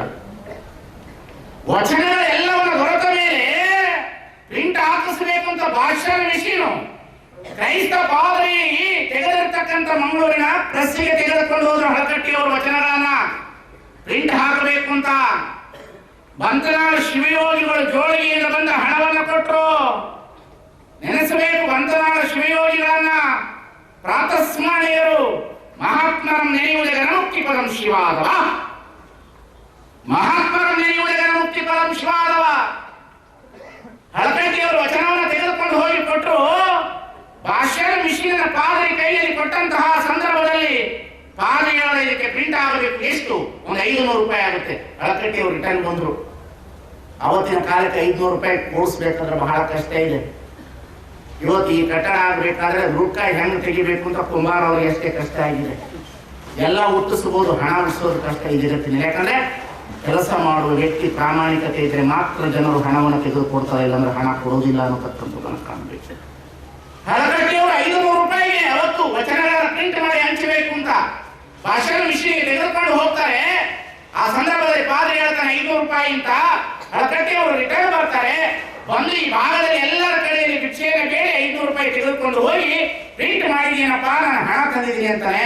ಆವಾಗ ಪಾದ್ರಿ ಹೇಳ್ತಾನೆ, ನೀನು ಕೊಟ್ಟು ಹೋದ ಮೇಲೆ ವಚನ ಸಾಹಿತ್ಯವನ್ನು ನಾನೆಲ್ಲನೂ ಅಭ್ಯಾಸ ಮಾಡಿದೆ, ಆದ್ರೆ ಇದನ್ನ ಪ್ರಿಂಟ್ ಹಾಕಿಕೊಟ್ಟು ಎಲ್ಲಿ ನಮ್ಮ ಬೈಬಲ್ಗೆ ಹೊರತಾ ಬರ್ತದೆ ಅಂತ ಹೇಳಿ ನಾನು ಪ್ರಿಂಟ್ ಹಾಕುವುದಿಲ್ಲ ಅಂತ ಹೇಳ್ತಾನೆ. ಸತ್ಯ ಘಟನೆ ಹೇಳ್ತೀನಿ ನಾನು ನಿಮಗೆ. ನಾನು ಪ್ರಿಂಟ್ ಹಾಕೋದಿಲ್ಲ ಅಂತಾನೆ. ಯಾಕೆ? ಕಾರಣ ಏನು? ಯಾಕೆ ಕಾರಣ? ಎಲ್ಲ ಧರ್ಮಗಳು ದೇವರ ವಾಕ್ಯಗಳು ಅಂತ ಹೇಳ್ತವ, ಆದರೆ ವಚನ ಸಾಹಿತ್ಯಗಳು ದೇವರ ವಾಕ್ಯಗಳಲ್ಲ. ದೇವರನ್ನು ಯಾವ ರೀತಿಯಲ್ಲಿ ಸ್ತುತಿಸಬೇಕೆನ್ನತಕ್ಕಂಥ ವಾಕ್ಯವನ್ನು ನಿರ್ಮಾಣ ಮಾಡಿರ್ತಕ್ಕಂಥವ್ರು ವಚನ ಸಾಹಿತ್ಯ. ಅದಕ್ಕಾಗಿ ನಾನು ಅದನ್ನು ಪ್ರಿಂಟ್ ಹಾಕುವುದಿಲ್ಲ ಅಂತ ಹೇಳ್ತಾರೆ. ಇವತ್ತು ಹೇಳ್ತಾರೆ, ನಾನೇ ನಿನ್ನ ಬೆಳಕು, ನಾನೇ ನಿಮ್ಮ ಬದುಕು, ಇದು ದೇವರ ವಾಕ್ಯಗಳು, ಇದು ದೇವರ ಆಜ್ಞೆ, ಇದು ದೇವರಿಂದ ಬಂದಿರತಕ್ಕಂಥ ಸ್ತುತಿಗಳು. ಈ ಶಬ್ದಗಳ ಮೇಲೆ ತಿಳ್ಕೊಳ್ಬೇಕು. ವಿದ್ಯಾವಂತರು ಕೂತಿದ್ದೀವಿ, ಆದ್ರೆ ವಚನ ಹಾಗಲ್ಲ. ದೇವರಿಗೆ ಪಾಠ ಕಲಿಸಿದ್ರು. ದೇವರು ಹೇಗಿದ್ದಾನೆ ಅಂತ ಹೇಳಿದ್ರು ಶರಣರು. ದೇವರಿಗೆ ಸವಾಲು ಹಾಕಿದ್ರು ಶರಣರು. ದೇವರಿಗೆ ಶರಣರು ಸವಾಲು ಹಾಕಿದ್ರು. ಹಸಿವಿರ್ತಕ್ಕಂಥವನು ಸುಳ್ಳು ಹೇಳ್ತಾನೆ, ಒಡಲು ಮಂಡವನು ಸುಳ್ಳು ಹೇಳ್ತಾನೆ. ನೀವೊಮ್ಮೆ ಒಡಲು ಮಂಡು ನೋಡ ರವನಾಥ. ದೇವರಿಗೆ ಸವಾಲು ಹಾಕುವರು ಶರಣರು. ಮನುಷ್ಯ ಜೀವನವನ್ನು ಬೆಲೆ ಕೊಟ್ಟವರು ಶರಣರು. ಮನುಷ್ಯ ಜೀವನಕ್ಕೆ ಬೇಕಾಗಿರ್ತಕ್ಕಂಥ ಮೌಲ್ಯವನ್ನು ಕಟ್ಟಿದವರು ಶರಣರು. ಕಾಣುವ ಮನುಷ್ಯರನ್ನು ಪ್ರೀತಿ ಮಾಡಲಾರದವರು ನೀವು, ಕಾಣದ ದೇವರನ್ನು ಪ್ರೀತಿ ಮಾಡಬಲ್ಲಿರಾ? ಇದು ಶರಣರ ವಾಕ್ಯ. ಇದು ಕಾಣುವ ಮನುಷ್ಯರನ್ನೇ ಪ್ರೀತಿ ಮಾಡಲಾರದವರು ನೀವು, ಕಾಣದಿರುವ ದೇವರನ್ನು ಪ್ರೀತಿ ಮಾಡ್ತೀರಾ? ದೇವರು ಮೊದಲು, ಆಮೇಲೆ ಹೋಗ್ರಪ್ಪ. ದೇವರು ನಂತರ, ಮೊದಲು ಮನುಷ್ಯರನ್ನ ಪ್ರೀತಿ ಮಾಡ್ರಿ. ಇವನಮ್ಮವ, ಇವನಮ್ಮವ, ಇವನಮ್ಮವ ಕೂಡಲ ಸಂಗಮದೇವ ನಿಮ್ಮ ಮನೆಯ ಮಗನೆಂದೆನಿಸಯ್ಯ. ಬಸವಣ್ಣ ಮಾದಾರ ಚೆನ್ನಯ್ಯನ ಮನೆಗೆ ಹೋಗಿ ಅಂಬಲಿ ಕೊಡ, ಹರಯ್ಯನ ಮನೆಗೆ ಹೋಗಿ ಪ್ರಸಾದವನ್ನು ತೆಗೆದುಕೊಂಡ, ಸೂಳೆ ಸಂಕವನನ್ನು ಕರೆದುಕೊಂಡು ಬಂದು ಶರಣೆಯನ್ನು ಮಾಡದ, ಮಾಯಾದೇವಿಯನ್ನು ಶರಣೆಯನ್ನು ಮಾಡದ, ಕಾಶ್ಮೀರದ ಅರಸು ಮಹದೇವ ಭೂಪಾಲ ಅಲ್ಲಿಂದ ಬಂದ, ಕೆಳವರ್ಗದಿಂದ ಮಾದಾರ ಚೆನ್ನಯ್ಯ ಬಂದ, ಒಡಿಸದಿಂದ ಸುಜ್ಞಾನ ದೇವಿ ಬಂದಳು, ಆಫ್ಘಾನಿಸ್ತಾನದಿಂದ ಸೂಟಿ ಸಂತ ಮರಳು ಶಂಕರ ದೇವ ಬಂದ. ಇದು ಬಸವಣ್ಣನ ಪವಾಡ, ಇದು ಬಸವಣ್ಣನ ನಿಲುವು. ಇದು ಬಿಜಾಪುರ ಜಿಲ್ಲೆಯವರಿಗೆ ಗೋಳು ಗುಮ್ಮಟ ಅಲ್ಲ ರೀ, ವಚನ ಗುಮ್ಮಟ ಆಗಬೇಕು. ವಚನ ಗುಮ್ಮಟ ಆಗಬೇಕು. ಗೋಳು ಗುಮ್ಮಟ ದೊಡ್ಡದಲ್ಲ, ವಚನ ಗುಮ್ಮಟ ಆಗಬೇಕು. ಏನಾದ್ರೂ ಬಿಜಾಪುರದವರಿಗೆ ಕಿರೀಟ ಸಿಗೋದಿದ್ರೆ ಬಸವಣ್ಣನವರ ವಚನಗಳಿಂದ ಕಿರೀಟ ಅನ್ನತಕ್ಕಂಥದ್ದು ನಮಗೆ. ಅಂತಹ ವಚನಗಳು. ಹಳಕಟ್ಟಿಯವರು ಹೇಳ್ತಾರೆ, ಅಪ್ಪ ನೀನು ಪ್ರಿಂಟ್ ಮಾಡದೇ ಇದ್ರೂ ಪರವಾಗಿಲ್ಲ, ಈ ವಚನಗಳನ್ನ ನೀನು ಪ್ರಿಂಟ್ ಮಾಡದೇ ಇದ್ರೂ ಪರವಾಗಿಲ್ಲ, ಅನ್ಯ ಧರ್ಮದ ಒಬ್ಬ ಪಾದ್ರಿ ಕೈಯಲ್ಲಿ ಹೆಚ್ಚಾಗಿ ವಚನ ಸಾಹಿತ್ಯ ಶ್ರೇಷ್ಠ ಅಂದೇನ ಅಂತ ತಲೆ ಮೇಲೆ ಹೊತ್ಕೊಂಡು ಬರ್ತಾರೆ ಹಳಕಟ್ಟಿಯವರು. ಎಷ್ಟು ಕಷ್ಟಪಟ್ಟ ವಚನಗಳನ್ನ ಪ್ರಿಂಟ್ ಮಾಡ್ತಾರೆ ಅಂತ ಹಳಕಟ್ಟಿಯವರು. ಅಂದ್ರೆ ಇವತ್ತು ನಾವು ತಿಳ್ಕೊಳ್ಬೇಕು, 3 ಜನರು ನಮಗೆ ಪ್ರಾತಸ್ಮರಣೀಯರು, ಬಹಳ ದೊಡ್ಡವರು ಅನ್ನತಕ್ಕಂಥ ತಿಳಿಯಬೇಕು. ಒಂದು ಬಸವಾದಿ ಪ್ರಮತರು, 2ನೇದು ತೋಂಟದ ಯಡಿಯೂರು ಸಿದ್ದಲಿಂಗೇಶ್ವರರು, ನಂತರ 3ನೇದು ಆ ವಚನಗಳನ್ನು ಹುಡುಕಿ ಸಾಗಿಸಿ ತಂದು ಪ್ರಿಂಟ್ ಮಾಡಿ ಕೊಟ್ಟಿರ್ತಕ್ಕಂಥ ಫಕೀರಪ್ಪ ಹಳಕಟ್ಟಿಯವರು ನಮಗೆ ಬಹಳ ಜನ ಪ್ರಾತಸ್ಮರಣೀಯರು. ಅದ್ಭುತವಾದ ವ್ಯಕ್ತಿಗಳು ಇವರೆಲ್ಲರೂ. ನಮ್ಮ ಮನೆಗಳಲ್ಲಿ ಭಾವಚಿತ್ರ ಇರಬೇಕು, ನಮ್ಮ ಮನೆಗಳಲ್ಲಿ ಭಾವಚಿತ್ರ ಇರಬೇಕು. ಇಂತಹ ವಚನಗಳ ದರ್ಶನವನ್ನು ಮಾಡಿದ್ರು ಶರಣರು ನಮಗೆ. ಅದಕ್ಕಾಗಿ ಬಸವಣ್ಣ ಜೀವನ ಅಂತಂದ್ರೆ ಏನು? ಸತ್ಯ ದರ್ಶನವನ್ನು ಮಾಡಿ ತೆಗೆದಿಟ್ಟ ಬಸವಣ್ಣ. ಆನೆಯ ಏರಿಕೊಂಡು ಹೋದಿರ ನೀವು, ಕುದುರೆಯನ್ನು ಏರಿಕೊಂಡು ಹೋದಿರ ನೀವು, ಏನಪ್ಪ ಆನೆ ನೇರ್ಕೊಂಡು ಹೋದ್ರಲ್ಲೋ, ಏನ್ ಆನೆ? ಅಧಿಕಾರದ ಸಂಕೇತ ಅದು, ಅಧಿಕಾರದ ಸಂಕೇತ. ಬಿಜ್ಜಳನ ಆಸ್ಥಾನದ ಜೊತೆಯಲ್ಲೇ ಇದ್ದ ಬಸವಣ್ಣ, ಬಿಜ್ಜಳನ ಜೊತೆಯಲ್ಲೇ ಇದ್ದ, ಕೊಂಡಿಮಂಚಣ್ಣನ ಪಕ್ಕದಲ್ಲೇ ಇದ್ದ, ಕರ್ಣಿಕನಾಗಿದ್ದ, ದಂಡನಾಯಕನಾಗಿದ್ದ, ಪ್ರಧಾನಮಂತ್ರಿಯಾಗಿದ್ದ, ಅನುಭವ ಮಂಟಪದ ನಿರ್ಮಾಪಕನಾಗಿದ್ದ. ಇಂತಹ ಬಸವಣ್ಣ ಪ್ರಭು ಪರಂಪರೆ ಒಳಗಡೆ ಪ್ರಜಾಪ್ರಭುತ್ವವನ್ನು ನಿರ್ಮಾಣ ಮಾಡಿದ. ಶಬ್ದ ಸರಿಯಾಗಿ ತೆಗೆದುಕೊಳ್ಬೇಕು ನಾನು. ಪ್ರಭು ಪರಂಪರೆ ಒಳಗಡೆ ಪ್ರಜಾಪ್ರಭುತ್ವವನ್ನು ನಿರ್ಮಾಣ ಮಾಡಿದ ಬಸವಣ್ಣ. ಪ್ರಭು ಪರಂಪರೆ ಅದು ರಾಜ ಪ್ರತ್ಯಕ್ಷತಾ ದೇವತಾ, ರಾಜ ಹೇಳಿದೆ ಕಡೆ, ವಿದ್ಯಾ ಅಲ್ಲ, ರಾಜ ಹೇಳಿದೆ ಕಡೆ. ಇಂತಹ ಕಡೆಯಲ್ಲಿ ಮನುಷ್ಯತ್ವದ ಪ್ರಜಾಪ್ರಭುತ್ವದ ವ್ಯವಸ್ಥೆ ವಚನಗಳನ್ನು ತಂದ ಬಸವಣ್ಣ. ಮನುಷ್ಯತ್ವದ ವಚನಗಳನ್ನು ತಂದ, ಮನುಷ್ಯನಿಗೆ ಬೆಲೆ ಕೊಟ್ಟ. ಏನು ಮನುಷ್ಯನಿಗೆ ಬೆಲೆ ಕೊಟ್ಟ? ಏನು ವಿಚಾರ ಮಾಡಿದ್ರು? ಅಲ್ಲೋ, ನಾಯಿನ ದೇವರು ಅಂತ ನಂಬುದ್ರಿ, ಹಾವಿನ ದೇವರು ಅಂತ ನಂಬುದ್ರಿ, ಹುಲಿಯನ ದೇವರು ಅಂತ ನಂಬುದ್ರಿ, ಆದ್ರೆ ಮನುಷ್ಯರನ್ನ ನೀವು ದೇವಸ್ಥಾನದ ಒಳಗಡೆ ಬಿಟ್ಕೊಳ್ಳಿಲ್ಲ ಅಂತಂದ್ರೆ ಇದು ಯಾವುದಪ್ಪ ದೇವರು? ಪ್ರಶ್ನೆ ಪ್ರಾರಂಭ ಆಗ್ತದೆ ಬಸವಣ್ಣನಿಗೆ. ಈ ಜಗತ್ತಿನಲ್ಲಿ ನಿಮ್ಮ ನಾಗಪ್ಪ ದೇವರಲ್ಲ ಹೌದ್ರೇನ್ರಿ? ನಿಮ್ಮನ್ನೆಲ್ಲ ಹಾರೆದ್ದು ಬಂದಿದ್ರಲ್ಲ, ಕರೆದಿದ್ರಲ್ಲ. ನಮ್ಮ ಅವನ ಪಾಲು, ನಮ್ಮ ಅಪ್ಪನ ಪಾಲು, ನಮ್ಮ ಅಜ್ಜಿ ಪಾಲು, ಎಲ್ಲಾರ ಪಾಲು ಮಣ್ಣಾಗ ಮಣ್ಣ ಪಾಲು, ಎಲ್ಲಾರ ಪಾಲು ಹಾವು ದೇವ್ರನ್ನ ತಂದಿದ್ರಲ್ಲ. ಇವತ್ತು ನಿಮ್ಮ ಮನೆಗೆ ಬರ್ತದಪ್ಪ, ಉಳಿಸ್ಕೋತೀನಿ. ಏ ದೇವ್ರಿ, ಸಾಕ್ಷಾತ್ ದೇವರು ಅವನ ಮನುಷ್ಯನ ಮೇಲೆ ಬಂದೋದು ನಾವು ಕೆಳಗೆ ಮಾಡ್ತೀವಿ. ಏನ್ರಿ ಆಗುತ್ತೇನ್ರಿ? ಆಗುತ್ತೇನ್ರಿ? ನೀವು ಹಾವಿನ ದೇವರು ಅಂತ ನಂಬುದ್ರಿ, ನಾಯಿನ ದೇವರು ಅಂತ ನಂಬುದ್ರಿ, ಪಶು ಪಕ್ಷಿ ಪ್ರಾಣಿಗಳಂತ ದೇವರನ್ನ ನಂಬುದ್ರಿ, ಆದ್ರೆ ಊರ ಹೊರಗಿರ್ತಕ್ಕಂಥ ಹೊಲೆಯರನ್ನ ದೇವರು ಅಂತ ನಂಬಲಿಲ್ಲಪ್ಪ ನೀವು. ಮನುಷ್ಯರನ್ನ ಮನುಷ್ಯರಾಗಿ ಕಾಣಲಿಲ್ಲ. ನಿಮ್ದು ಯಾವುದು ಧರ್ಮ? ನಿಮ್ದು ಯಾವುದು ತತ್ವ? ನಿಮ್ದು ಯಾವುದು ಸಿದ್ಧಾಂತ? ಪ್ರಶ್ನೆ ಮಾಡಿದ ಬಸವಣ್ಣ ಜೀವಕ್ಕೆ ಬೆಲೆ ಕೊಡುವ, ಇಡೀ ಜಗತ್ತಿನಲ್ಲಿ ಜೀವಕ್ಕೆ ಬೆಲೆ ಕೊಟ್ಟಿರುವಂತಹ ಧರ್ಮ ಯಾವುದಾದ್ರೂ ಅದು ಲಿಂಗಾಯತ ಧರ್ಮ. ಅದು ಜೀವಕ್ಕೆ ಬೆಲೆ ಕೊಟ್ಟಿರ್ತಕ್ಕಂಥ ಧರ್ಮ. ಅದು ಬಹಳ ಧರ್ಮಗಳು ಒಂದು ತಿಳ್ಕೊಳ್ಳಿ ಕೂತವರಿಗೆ.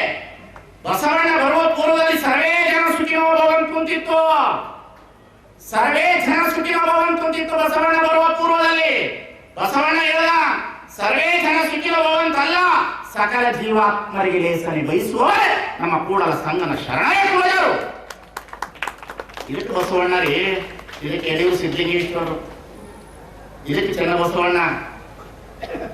ನನಗೆ ಒಂದೊಂದ್ಸಲ ಏನನ್ಸುತ್ತೆ, ಪರಮಾತ್ಮ ನನಗೆ ಈ ಧರ್ಮ ಸ್ವೀಕರಿಸಲಿಕ್ಕೆ ಅವಕಾಶ ಕೊಟ್ಟನಲ್ಲ, ಅದಕ್ಕಾಗಿ ದೇವರಿಗೆ ಮೊದಲು ನಾನು ಥ್ಯಾಂಕ್ಸ್ ಹೇಳ್ತಾನೆ. ಇದನ್ನು ವಚನಗಳನ್ನು ಹೇಳಲಿಕ್ಕೆ ಭಾಗ್ಯ ಕೊಟ್ಟನು ದೇವರಿಗೆ ಮೊದಲು. ಬಸವಣ್ಣ ಪ್ರಶ್ನೆ ಮಾಡೋದೇ ಅಲ್ಲವಣ್ಣ, ಇನ್ನೇನು ಮಾಡೋದಿಲ್ಲ ಬಸವಣ್ಣ. ಯಾರಾದ್ರೂ ಮನೆಗೆ ಹೊಲೆಯ ಒಂದು ಕೂಡಲೇ ಅವ್ರನ್ನ ಮುಟ್ಟಿಸ್ಕೋಬೇಡ ಅಲ್ಲವಾ? ಯಾಕೆ ಮುಟ್ಟಿಸ್ಕೊಳ್ಬಾರ್ದು? ಯಾವುದು ನಿನ್ನ ಧರ್ಮ, ಯಾವುದು ನಿನ್ನ ಜೀವ? ಇದು ಪ್ರಶ್ನೆ ಪ್ರಾರಂಭ ಆಯಿತು. ಇದೇ ಬಾಗೇವಾಡಿಯಲ್ಲಿ ಪ್ರಾರಂಭವಾಯಿತು. ಬಸವಣ್ಣನ ಬಾಗೇವಾಡಿಯಲ್ಲಿ ಹುಟ್ಟಿದಂತ ಸ್ಥಳದಲ್ಲಿ ಪ್ರಾರಂಭವಾಯಿತು. ಏನೂ ಆಗಲಿಲ್ಲ, ಏನಾಗಲಿಲ್ಲ. ಮಠ ಮಧ್ಯಾಹ್ನ 11 ಗಂಟೆಗೆ ದಲಿತರು ಕೇರಿಗೆ ಬರಬೇಕಾಗಿತ್ತು. ಉಗುಳಬೇಕಾದ್ರೆ ಅವರ ಕಂಠದಲ್ಲಿ ಉಗುಳಬೇಕಾಗಿತ್ತು. ಅವರು ನಡೆದಿರುವಂತಹ ದಾರಿಯಲ್ಲಿ ಏನು ಇರಬಾರದು. ಹಿಂದ್ಗಡೆ ಕಸಬರಿಕೆ ಇಟ್ಕೊಳ್ಬೇಕು. ಸಾಂಬೋಳಿ ಸಾಂಬೋಳಿ ಸಾಂಬೋಳಿ ಅಂತ ಹೇಳ್ಕೊಂತ ಬರಬೇಕು. 12 ಗಂಟೆಗೆ ಮಠ ಮಧ್ಯಾಹ್ನದ ಹೊತ್ತಿಗೆ ಬರ್ತಿದ್ರು. ಬಂದಂತಹ ಸಂದರ್ಭದಲ್ಲಿ 12 ಗಂಟೆಗೆ ಬಂದು ನಿಂತುಕೊಂಡು ಅವ್ರು ಕೂಗ್ತಿದ್ರು. ಆವಾಗ ಒಬ್ಬ ಮನುಷ್ಯ ಬಂದು 12 ಗಂಟೆಗೆ ಬಂದು ಬಾಗಿಲು ತಟ್ಟದ, ಅವ್ವ ಅಪ್ಪನವ್ರು ಒಂದು ಜೋಡಿ ಚಪ್ಪಲಿ ಮಾಡ್ಕೊಂಡು ಬರಕ್ಕೆ ಹೇಳಾರ, ಅದಕ್ಕಾಗಿ ಚಪ್ಪಲಿ ತಂದಿಟ್ಟಿದ್ದೀನಿ ಮುಗಿಸ್ಕೊಂಡು ಮಾದರಾಮಕ್ಕೆ ನಡೆದು ಒಳಗಡೆಯಿಂದ ಒಂದಿಷ್ಟು ಆಕಳ ಗಂಜಲ ತಗೊಂಡು ಬಂದು ಆ ಚಪ್ಪಲಿ ಮೇಲೆ ಹಿಂಗೆ ಹೋಗೋದು, ಚಪ್ಪಲಿನ ಒಳಗೆ ತಗೊಂಡು. ಅವಾಗ ಬಸವಣ್ಣ ಕೇಳ್ದವ, ಏನ್ ಮಾಡಿದ್ವಿ? ಇಲ್ಲ, ಅದು ಹೊಲೆಯರು ಮಾಡಿರ್ತಕ್ಕಂಥ ಚಪ್ಪಲಿ, ನಮಗಿಂತ ಕೀಳು ಜಾತಿಯ ಆತ್ಮಗಳದು, ಅದು ಪರಮಾತ್ಮನಿಂದ ಕೀಳು ಜಾತಿ, ಅದು ಮಾಡಿರುವ ಚಪ್ಪಲಿ ಮುಟ್ಟಬಾರ್ದು, ಅದಕ್ಕಿಷ್ಟ ಆಕಳ ಗಂಜಲ ಹಾಕಿ ಒಳಗೆ ತಗೊಂಡು. ಅವ ಜಡವಾದ ಚಪ್ಪಲಿಗೆ ಆಕಳ ಗಂಜಲ ಹಾಕಿದ್ರೆ ಶುದ್ಧ ಆಗ್ತಿ ಅಂತೀಯ, ಚೇತನವಾದ ಮನುಷ್ಯನ ಮೇಲೆ ಇಷ್ಟ ಆಕಳ ಗಂಜಲ ಹಾಕಿದ್ರೆ ಅವನು ಯಾಕೆ ಅವ ಶುದ್ಧ ಆಗೋದಿಲ್ಲ ಅಂತ ಕೇಳಿದ್ರು. ಬಸವಣ್ಣನ ಕರುಣೆ ಇದೆಯಲ್ರಿ, ಜೀವದಯಪರವಾದಂತಹ ಧರ್ಮ. ಬಸವಣ್ಣನ ಧರ್ಮ ಜೀವದಯವಾದಂತಹ ಧರ್ಮ. ಅದು ಒಂದಿಷ್ಟು ಆಕಳ ಗಂಜಲ ಹಾಕಿದ್ರೆ ಅವ ಅವನು ಶುದ್ಧ ಆಗ್ತೀಯ, ಅವನ ಹೊಲೆಯ ಅಂತೀಯಲ್ವಾ. ಅದಕ್ಕೆ ಬಸವಣ್ಣ ವಚನ ಬರೀತಾರ, ಹೊಲೆಯರು ಎಂಬರು ಊರ ಹೊರಗಿರುವವರು ಹೊಲೆಯರೇ, ಊರ ಹೊರಗಿರುವವರು ಹೊಲೆಯರಲ್ಲ. ಯಾರು ಹೊಲೆಯರು? ತಾಯಿಗೆ ಬೈದವನೇ ಹೊಲೆಯ, ತಂದೆಗೆ ಮಾರುತ್ತರ ಕೊಟ್ಟವನೇ ಹೊಲೆಯ, ಪರಸತಿಯನ್ನು ಚಿತ್ರದಲ್ಲಿ ಬಯಸುವವನೇ ಹೊಲೆಯ, ಕೊಡುವ ಹಣಕ್ಕೆ ಅಡ್ಡದಾರಿ ಬಂದು ನಿಲ್ಲುವವನೇ ಹೊಲೆಯ. ಎಂತಹ ಪ್ರಜಾಪ್ರಭುತ್ವದ ಮಾತುಗಳ್ರಿ, ಎಂತಹ ಧ್ವನಿ ಅದು, ಎಂತಹ ಧ್ವನಿ ಬಸವಣ್ಣನದು. ಏನು ಜೀವ ದಯಾಪರವಾದ ಧರ್ಮ ಇಟ್ಟ ಅಪ್ಪ. 4 ಗೋಡೆಗಳ ಮಧ್ಯದಲ್ಲಿ ಒಳಗಡೆ ಒಬ್ಬನ ಸೇರಿಸ್ಕೊಳ್ಳಿಲ್ಲ ಅಂದ್ರೆ ತಗೊಂಡು ಏನ್ ಮಾಡೋದಪ್ಪ? ಮನುಷ್ಯರನ್ನಾಗಿ ಕಾಣದೇ ಇರುವ ಧರ್ಮ ತೆಗೆದುಕೊಂಡು ಏನ್ ಮಾಡೋದದ? ಮನುಷ್ಯರನ್ನ ಪ್ರೀತಿ ಮಾಡಲ್ಲ ಅಂತ ಇರುವ ತತ್ವ ತೆಗೆದುಕೊಂಡು ಏನ್ ಮಾಡೋದದ? ಮನುಷ್ಯರನ್ನ ಪ್ರೀತಿ ಮಾಡುವುದನ್ನು ಕಲಿಸಿದವನು ಬಸವಣ್ಣ. ಮನುಷ್ಯರನ್ನ ಪ್ರೀತಿ ಮಾಡುವುದನ್ನು ಕಲಿಸಿದ, ದೇವರನ್ನ ಪ್ರೀತಿ ಮಾಡುವುದನ್ನು ಕಲಿಸುವುದಲ್ಲ, ಮನುಷ್ಯರನ್ನ ಪ್ರೀತಿ ಮಾಡುವುದನ್ನು ಕಲಿಸಿದ ಬಸವಣ್ಣ. ಇದು ಬಸವಣ್ಣನ ಧರ್ಮ. ಇಂತಹ ಬಸವಣ್ಣ ಈ ಜೀವಕ್ಕೆ ಬಹಳ ಬೆಲೆ ಕೊಟ್ಟಿರ್ತಕ್ಕಂಥವು. ಇದನ್ನು ಕೆಡಿಸ್ಬೇಡ್ರಪ್ಪ, ಇದನ್ನು ಚೆನ್ನಾಗಿ ಬಳಕೆ ಮಾಡ್ರಿ, ಇದನ್ನು ಚೆನ್ನಾಗಿ ಅನುಭವಿಸ್ರಿ, ಇದನ್ನು ಚೆನ್ನಾಗಿ ನೋಡ್ಕೊಳ್ರಿ. ಈ ದೇಹ ಇದು ಕೆಡಿಸ್ಬೇಡ್ರಿ. ನಾವು ಅನ್ಬೋದು, ಹಾಗಾದ್ರೆ ಏನ್ ಮಾಡ್ಬೇಕ್ರಿ? ಚೆನ್ನಾಗಿ ಇಟ್ಕೊಳ್ರಿ, ನಾವು ಬೇಡ ಅನ್ನಲ್ಲ. ಚೆನ್ನಾಗಿ ಊಟ ಮಾಡ್ರಿ, ಚೆನ್ನಾಗಿ ಡ್ರೆಸ್ ಮಾಡ್ರಿ, ಚೆನ್ನಾಗಿ ದುಡಿರಿ, ಚೆನ್ನಾಗಿ ಊಟ ಮಾಡ್ರಿ, ಚೆನ್ನಾಗಿ ಪಿಕ್ಚರ್ ನೋಡ್ರಿ. ಜೀವನ ಬೇಸರ ಆಗಬಾರದು. ಮನುಷ್ಯನ ಬದುಕು ಹಣ್ಣು ಕಳತ್ರ ರುಚಿ, ಕೊಳತ್ರ ನಾರ್ಕು. ಹಣ್ಣು ಕಳತ್ರ ರುಚಿ, ಕೊಳತ್ರ ನಾರ್ತದ. ಹಾಗೆ ನಮ್ಮ ದೇಹ ಹಣ್ಣಿದ್ದಾಗಿದು, ಇದು ಪರಿಮಳ ಬರಬೇಕು, ನಮ್ಮನ್ನು ನೋಡಿದ್ರೆ ಪ್ರೀತಿ ಬರಬೇಕು. ಅಕ್ಕ ಮಹಾದೇವನ ಮೇಲೆ ಬಟ್ಟೆ ಇಲ್ಲ, ನೋಡಿದ್ರೆ ಪ್ರೀತಿ ಆಗ್ತದ. ಮಹಾವೀರನ ಮೇಲೆ ಬಟ್ಟೆ ಇಲ್ಲ, ನೋಡಿದ್ರೆ ಪ್ರೀತಿ ಆಗ್ತದೆ. ಬುದ್ಧನ ಮೇಲೆ ಬಹಳ ಬಟ್ಟೆ ಇಲ್ಲ, ನೋಡಿದ್ರೆ ಪ್ರೀತಿ ಆಗ್ತದೆ. ಎಳೆಯವರು ಸಿದ್ಧಲಿಂಗೇಶ್ವರರು ಉತ್ತರದೊಳಗೆ ಕೂತಾರ, ನೋಡಿದ್ರೆ ಪ್ರೀತಿ ಆಗುತ್ತೆ.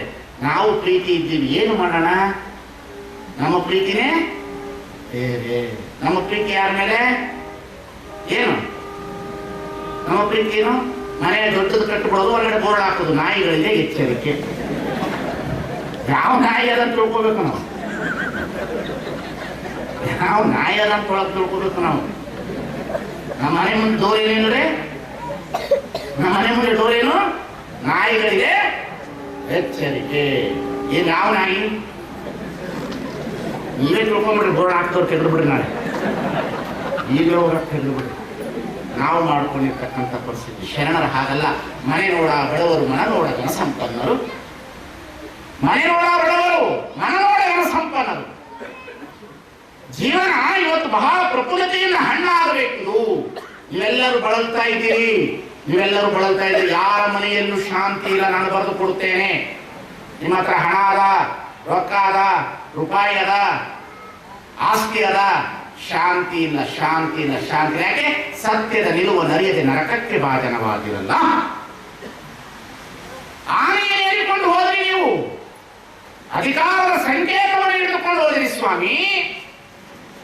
ಗ್ರೀಕ್ ದೇಶದ ಅಲೆಕ್ಸಾಂಡರ್ ಚಕ್ರವರ್ತಿ ಈ ಜಗತ್ತನ್ನೇ ಆಳಬೇಕು ಅಂತ ಬಂದ, ಜಗತ್ತನ್ನೇ ಆಳಬೇಕು ಅಂತ ಬಂದ. ಗ್ರೀಕ್ ದೇಶದ ಚಕ್ರವರ್ತಿ ಅಲೆಕ್ಸಾಂಡರ್ ಎಲ್ಲವನ್ನು ಗೆಲ್ಲಬೇಕು ಅಂತ ಬಂದ. ಭಾರತದ ಹತ್ತಿರ ಬಂದಾಗಲೇ ಅವನಿಗೆ ಏನೋ ಆಯಿತು. ಮಂತ್ರಿಯನ್ನ ಕರೆದು ಹೇಳ್ದ, ನಾ ಸತ್ತರು ಸಾಯಬಹುದು, ನಾ ಸತ್ತ ನಂತರ ನನ್ನ ಸ್ಥಳವನ್ನ ಈ ಶವಯಾತ್ರೆಯನ್ನು ಗ್ರೀಕ್ ದೇಶದಲ್ಲಿ ಹೇಗೆ ತೆಗೆದುಕೊಂಡು ಹೋಗಬೇಕಂದ್ರೆ 2 ಕೈಗಳನ್ನು ಹೊರಗಡೆ ಇಟ್ಟು ತೆಗೆದುಕೊಂಡು ಹೋಗು, ತಲೆಯಿಂದ ಕಾಲಿನವರೆಗೆ ಬಿಳಿ ಬಟ್ಟೆಯನ್ನು ಮುಚ್ಚಿ. ಯಾಕೆ ಅಂತ ಕೇಳದ ಅಲೆಕ್ಸಾಂಡರ್ನ ಮಂತ್ರಿ. ಆವಾಗ ಅಲೆಕ್ಸಾಂಡರ್ ಹೇಳ್ದ, ನನಗೆ ಅರಿವು ಬಂತು ಈಗ ತಾನೇ, ಇವೆಲ್ಲವೂ ನಶ್ವರವಾಗಿರ್ತಕ್ಕಂಥದ್ದು. ನಾನು ಈ ಜಗತ್ತನ್ನು ಗೆಲ್ಲಲಿಕ್ಕೆ ಆಗೋದಿಲ್ಲ, ಪರಮಾತ್ಮನೇ ಈ ಜಗತ್ತಿನ ಒಡೆಯ. ಅದಕ್ಕಾಗಿ ನಾನು ಗ್ರೀಕ್ ದೇಶದ ಚಕ್ರವರ್ತಿ ಏನೂ ತೆಗೆದುಕೊಂಡು ಹೋಗಿಲ್ಲ, ಬೈಗೈಯಲ್ಲಿ ಹೋದ ಅಂತೇಳಿ ನನ್ನ 2 ಕೈಯನ್ನು ಹೊರಗಡೆ ಇಟ್ಟು ತೆಗೆದುಕೊಂಡು ಶವಯಾತ್ರೆಯನ್ನು ಮಾಡು. ಏನ್ ತವನಪ್ಪು, ಏನು ಹೊರಟುಬಿಟ್ಟಿವ್ರಿ ನಾವು. ಆಸೆ ಆಸೆ ಆಸೆ ಆಸೆ ಆಸೆ ಆಸೆ, ಎಷ್ಟು ಆಸೆ ನಮಗೆ. ಮುಗಿದೋದ್ರೆ ಯಾರಿಗಾದ್ರು ಪ್ರೇಮದ ಕಾಣಿಕೆ ಪಿಕ್ಚರ್ ನೋಡಿ, ಯಾರು ನೋಡಿರಿ? ಕುಮಾರ್ ಸರ್ ನೋಡಿರಿ. ರಾಜ್ಕುಮಾರ್ ಆರ್ತಿ ಕೂರಿಸ್ಕೊಂಡಿರ್ತಾಳೆ, ಆರ್ತಿ ಏನೇನು ಬಯಸ್ತಾಳೆ ನೋಡ್ಬೇಕು, ಬಹಳ ಬಯಸ್ತಾಳೆ. ಅವಾಗ ರಾಜ್ಕುಮಾರ್ ಹೇಳ್ತಾನೆ, ಯಾಕೆ ಬಯಸ್ತೀಯಾ? ಆಸೆ ಎಂಬ ಬಿಸಿಲು ಕುದುರೆ ಏಕೆ ಏರುವೆ, ಮರಳುಗಾರಿನಲ್ಲಿ ಸುಮ್ಮನೇಕೆ ಅಲಿಯುವೆ, ಅವನ ನಿಯಮ ಮೀರಿ ಇಲ್ಲಿ ಏನು ಸಾಗದು, ನಾವು ನೆನೆಸಿದಂತೆ ಇಲ್ಲಿ ಏನು ಆಗದು, ನಿರಾಶೆ ಏತಕೆ ವಿಷಾದ ಏತಕೆ, ಅದೇನೆ ಬಂದರು ಅವನೇ ಕಾರಣ. ಎಲ್ಲ ಸುಮ್ಮನೆ ಕುತ್ಕೊಂಡ್ಬಿಟ್ಟು ನೋಡ್ಬೇಕು. ಮನೆ ನೋಡಿ, ನೀವು ಇವತ್ತೆಲ್ಲ ಹೋಗಿ ಒಂದ್ಸಲ ಬೀರ್ ತೆಗೀರಿ. ಬೀರ್ ತೆಗೆದು ಬೆಳ್ಳಿ ಬಂಗಾರ ಒಡವೆ ಇದು ನಂದಲ್ಲ, ನಿಜಮಾನ ಸ್ವಾಮೀಜಿ ತಿಳ್ಕೊಬೇಕು ನೀವು. ತಿಳ್ಕೊತೀರೇನ? ಸ್ವಾಮಿ ಹೋಗ್ತೀಯೋ ಊರ್ ಬಿಟ್ಟು ನೀವು ಸುರ ಆಗ್ತದೆ. ಮನುಷ್ಯನಿಗೆ ಸತ್ಯದ ನಿಲುವನರಿಯದ ನರಕಕ್ಕೆ ಭಾಷಣವಾಗಲ್ಲ. ಬ್ರಿಟೇನಿನ ರಾಣಿ ಡಯಾನ ಸತ್ಯದ ನಿಲುವನರಿಯದೆ ರೋಡಲ್ಲಿ ಬಿದ್ದು ಸತ್ನಲ್ಲ. ರೋಡಲ್ಲಿ ಬಿದ್ದು ಸ್ವಾಮಿ. ಈ ದೇಹ ಕಾಮಕ್ಕಾಗಿ ಬಂದಿರುವ ದೇಹವಲ್ಲ, ಕ್ರೋಧಕ್ಕಾಗಿ ಬಂದಿರುವ ದೇಹ ಅಲ್ಲ, ಮದವತ್ಸರಗಳ ಆಗರವಲ್ಲ, ಕುಲಮದವಲ್ಲ, ಚಲಮದವಲ್ಲ, ರೂಪಮದವಲ್ಲ, ಯೌವನ ಮದವಲ್ಲ. ರೂಪಿದ್ದು ಫಲವೇನು ಗುಣವಿಲ್ಲದನಕ್ಕ, ಹಸುವಿದ್ದು ಫಲವೇನು ಹೇರವಿಲ್ಲದನಕ್ಕ, ನಾನಿದ್ದು ಫಲವೇನು ನಿಮ್ಮ ಜ್ಞಾನವನ್ನರಿಯದನಕ್ಕ. ಪ್ರಶ್ನೆ ಹಾಕುವುದು ಅಕ್ಕ ಮಹಾದೇವಿ. ನಾನಿದ್ದು ಫಲವೇನು ನಿಮ್ಮ ಜ್ಞಾನವನ್ನರಿಯದನಕ್ಕ. ಈ ನಾನಿದ್ದು ಫಲವೇನು ನಿಮ್ಮ ನಡೆಯದನಕ್ಕ ಅಂತ ಹೇಳುದು.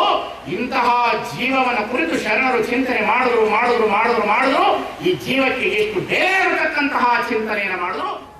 ಪ್ರವಚನ. ದೇವರು ಈ ಸೃಷ್ಟಿಯನ್ನ ಮಾಡಿದ ಮೇಲೆ ಮನುಷ್ಯರಿಗೆ ಮಾತ್ರ ಪ್ರವಚನ ಇಟ್ಟಿದ್ದಾನೆ, ಪ್ರಾಣಿಗಳಿಗಿಟ್ಟಿಲ್ಲ. ನಾಯಿಗಳಿಗೆ ಪ್ರವಚನ ಅಂತ ಇಲ್ಲ, ಇಡ್ಲಿಕ್ಕೆ ಬರೋದಿಲ್ಲ. ಆದ್ರೆ ನಾಯಿನಲ್ಲಿರ್ತಕ್ಕಂಥ ಪ್ರಾಮಾಣಿಕತೆ ದೇವರಿಗೆ ಗೊತ್ತಾಗ್ಬಿಟ್ಟಿದೆ.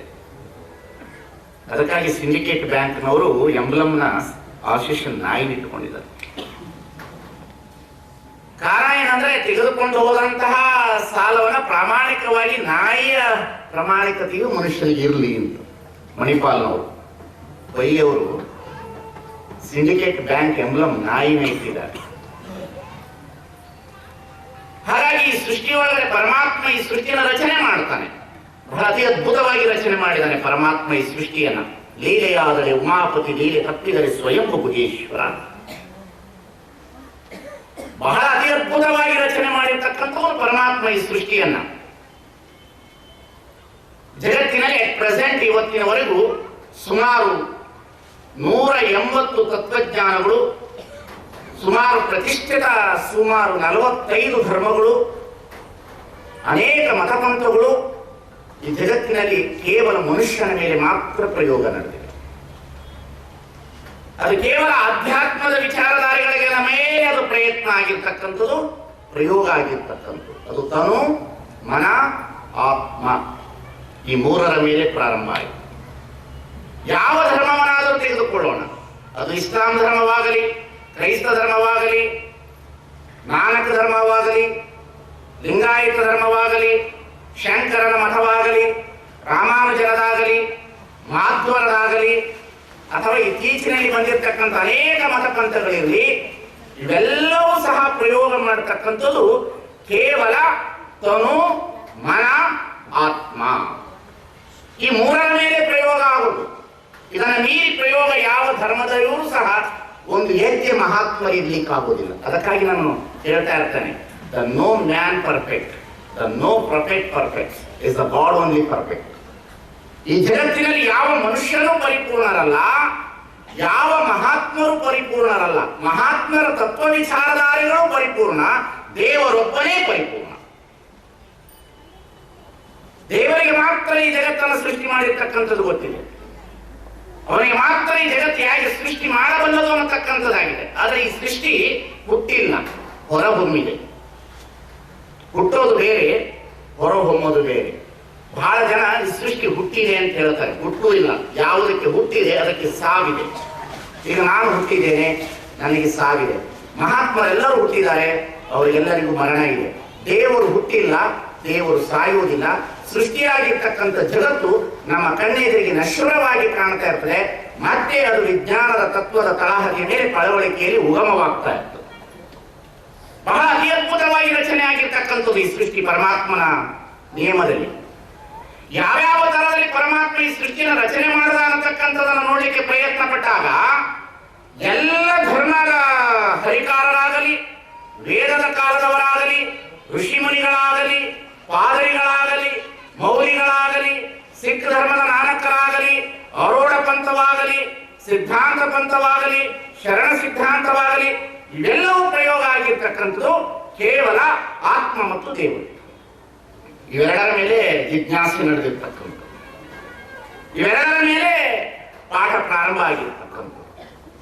ಹಾಗಾಗಿ ಸೃಷ್ಟಿಯನ್ನು ರಚನೆ ಮಾಡಿರ್ತಕ್ಕಂಥ ದೇವರು ಬಹಳ ಅತಿ ಅದ್ಭುತವಾಗಿ ರಚನೆಯನ್ನು ಮಾಡಿದ್ದಾನೆ.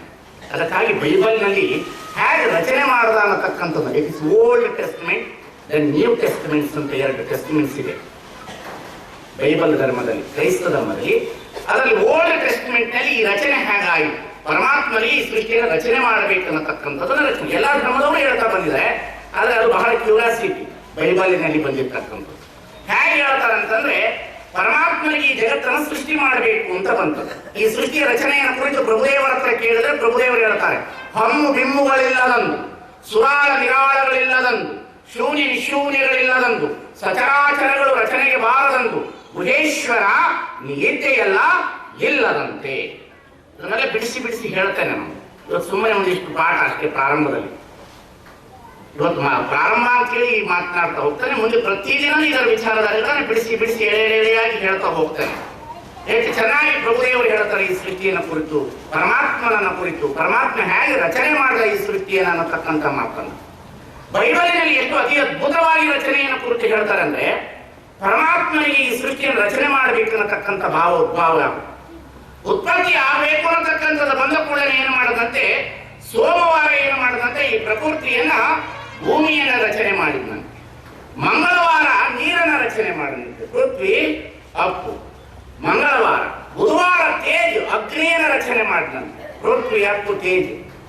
ಯಾವಾಗ ಭೂಮಿಯನ್ನು ತಯಾರು ಮಾಡಿದ, ನೀರನ್ನ ತಯಾರು ಮಾಡಿದ, ಅಗ್ನಿಯನ್ನು ತಯಾರು ಮಾಡಿದ ಮೇಲೆ ಭೂಮಿಯ ಒಳಗಡೆ ಸಚರಾಚರಗಳು ಪ್ರಾಣಿಗಳಿರಲಿ ಅಂತ ಹೇಳಿ ಅನೇಕ ಪ್ರಾಣಿಗಳು, ಗಿಡ ಮರ ಬಳ್ಳಿ ಹಣ್ಣು ಹಂಪಲುಗಳು ದವಸ ಧಾನ್ಯಗಳನ್ನೆಲ್ಲ ರಚನೆ ಮಾಡಿದಂತೆ ಗುರುವಾರ ಇದನ್ನೆಲ್ಲ ರಚನೆ ಮಾಡಿದ ಮೇಲೆ ಪರಮಾತ್ಮನಿಗೆ ಅನಿಸ್ತಂತೆ, ಇಷ್ಟು ಸುಂದರವಾದಂತ ಜಗತ್ತು ಇದು ಸಾಮಾನ್ಯವಾದಂತ ಸೃಷ್ಟಿಯಲ್ಲ.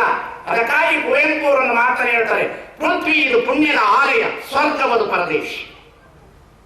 ಎಷ್ಟು ಚೆನ್ನಾಗಿ ಬರೀತಾರೆ ಕುವೆಂಪು.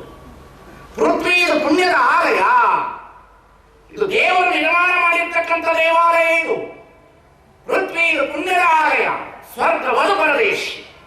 ಸ್ವರ್ಗ ಅನ್ನತಕ್ಕಂಥದ್ದು ಕಲ್ಪನೆಯನ್ನು ಮೀರಿರ್ತಕ್ಕಂಥದ್ದು. ಹಾಗಾಗಿ ಸ್ವರ್ಗದ ಬಗ್ಗೆ ನನಗೆ ಚಿಂತನೆ ಇಲ್ಲ. ಪೃಥ್ವಿ ಇದು ಪುಣ್ಯದ ಆಲಯ, ಸ್ವರ್ಗವದು ಪರದೇಶಿ.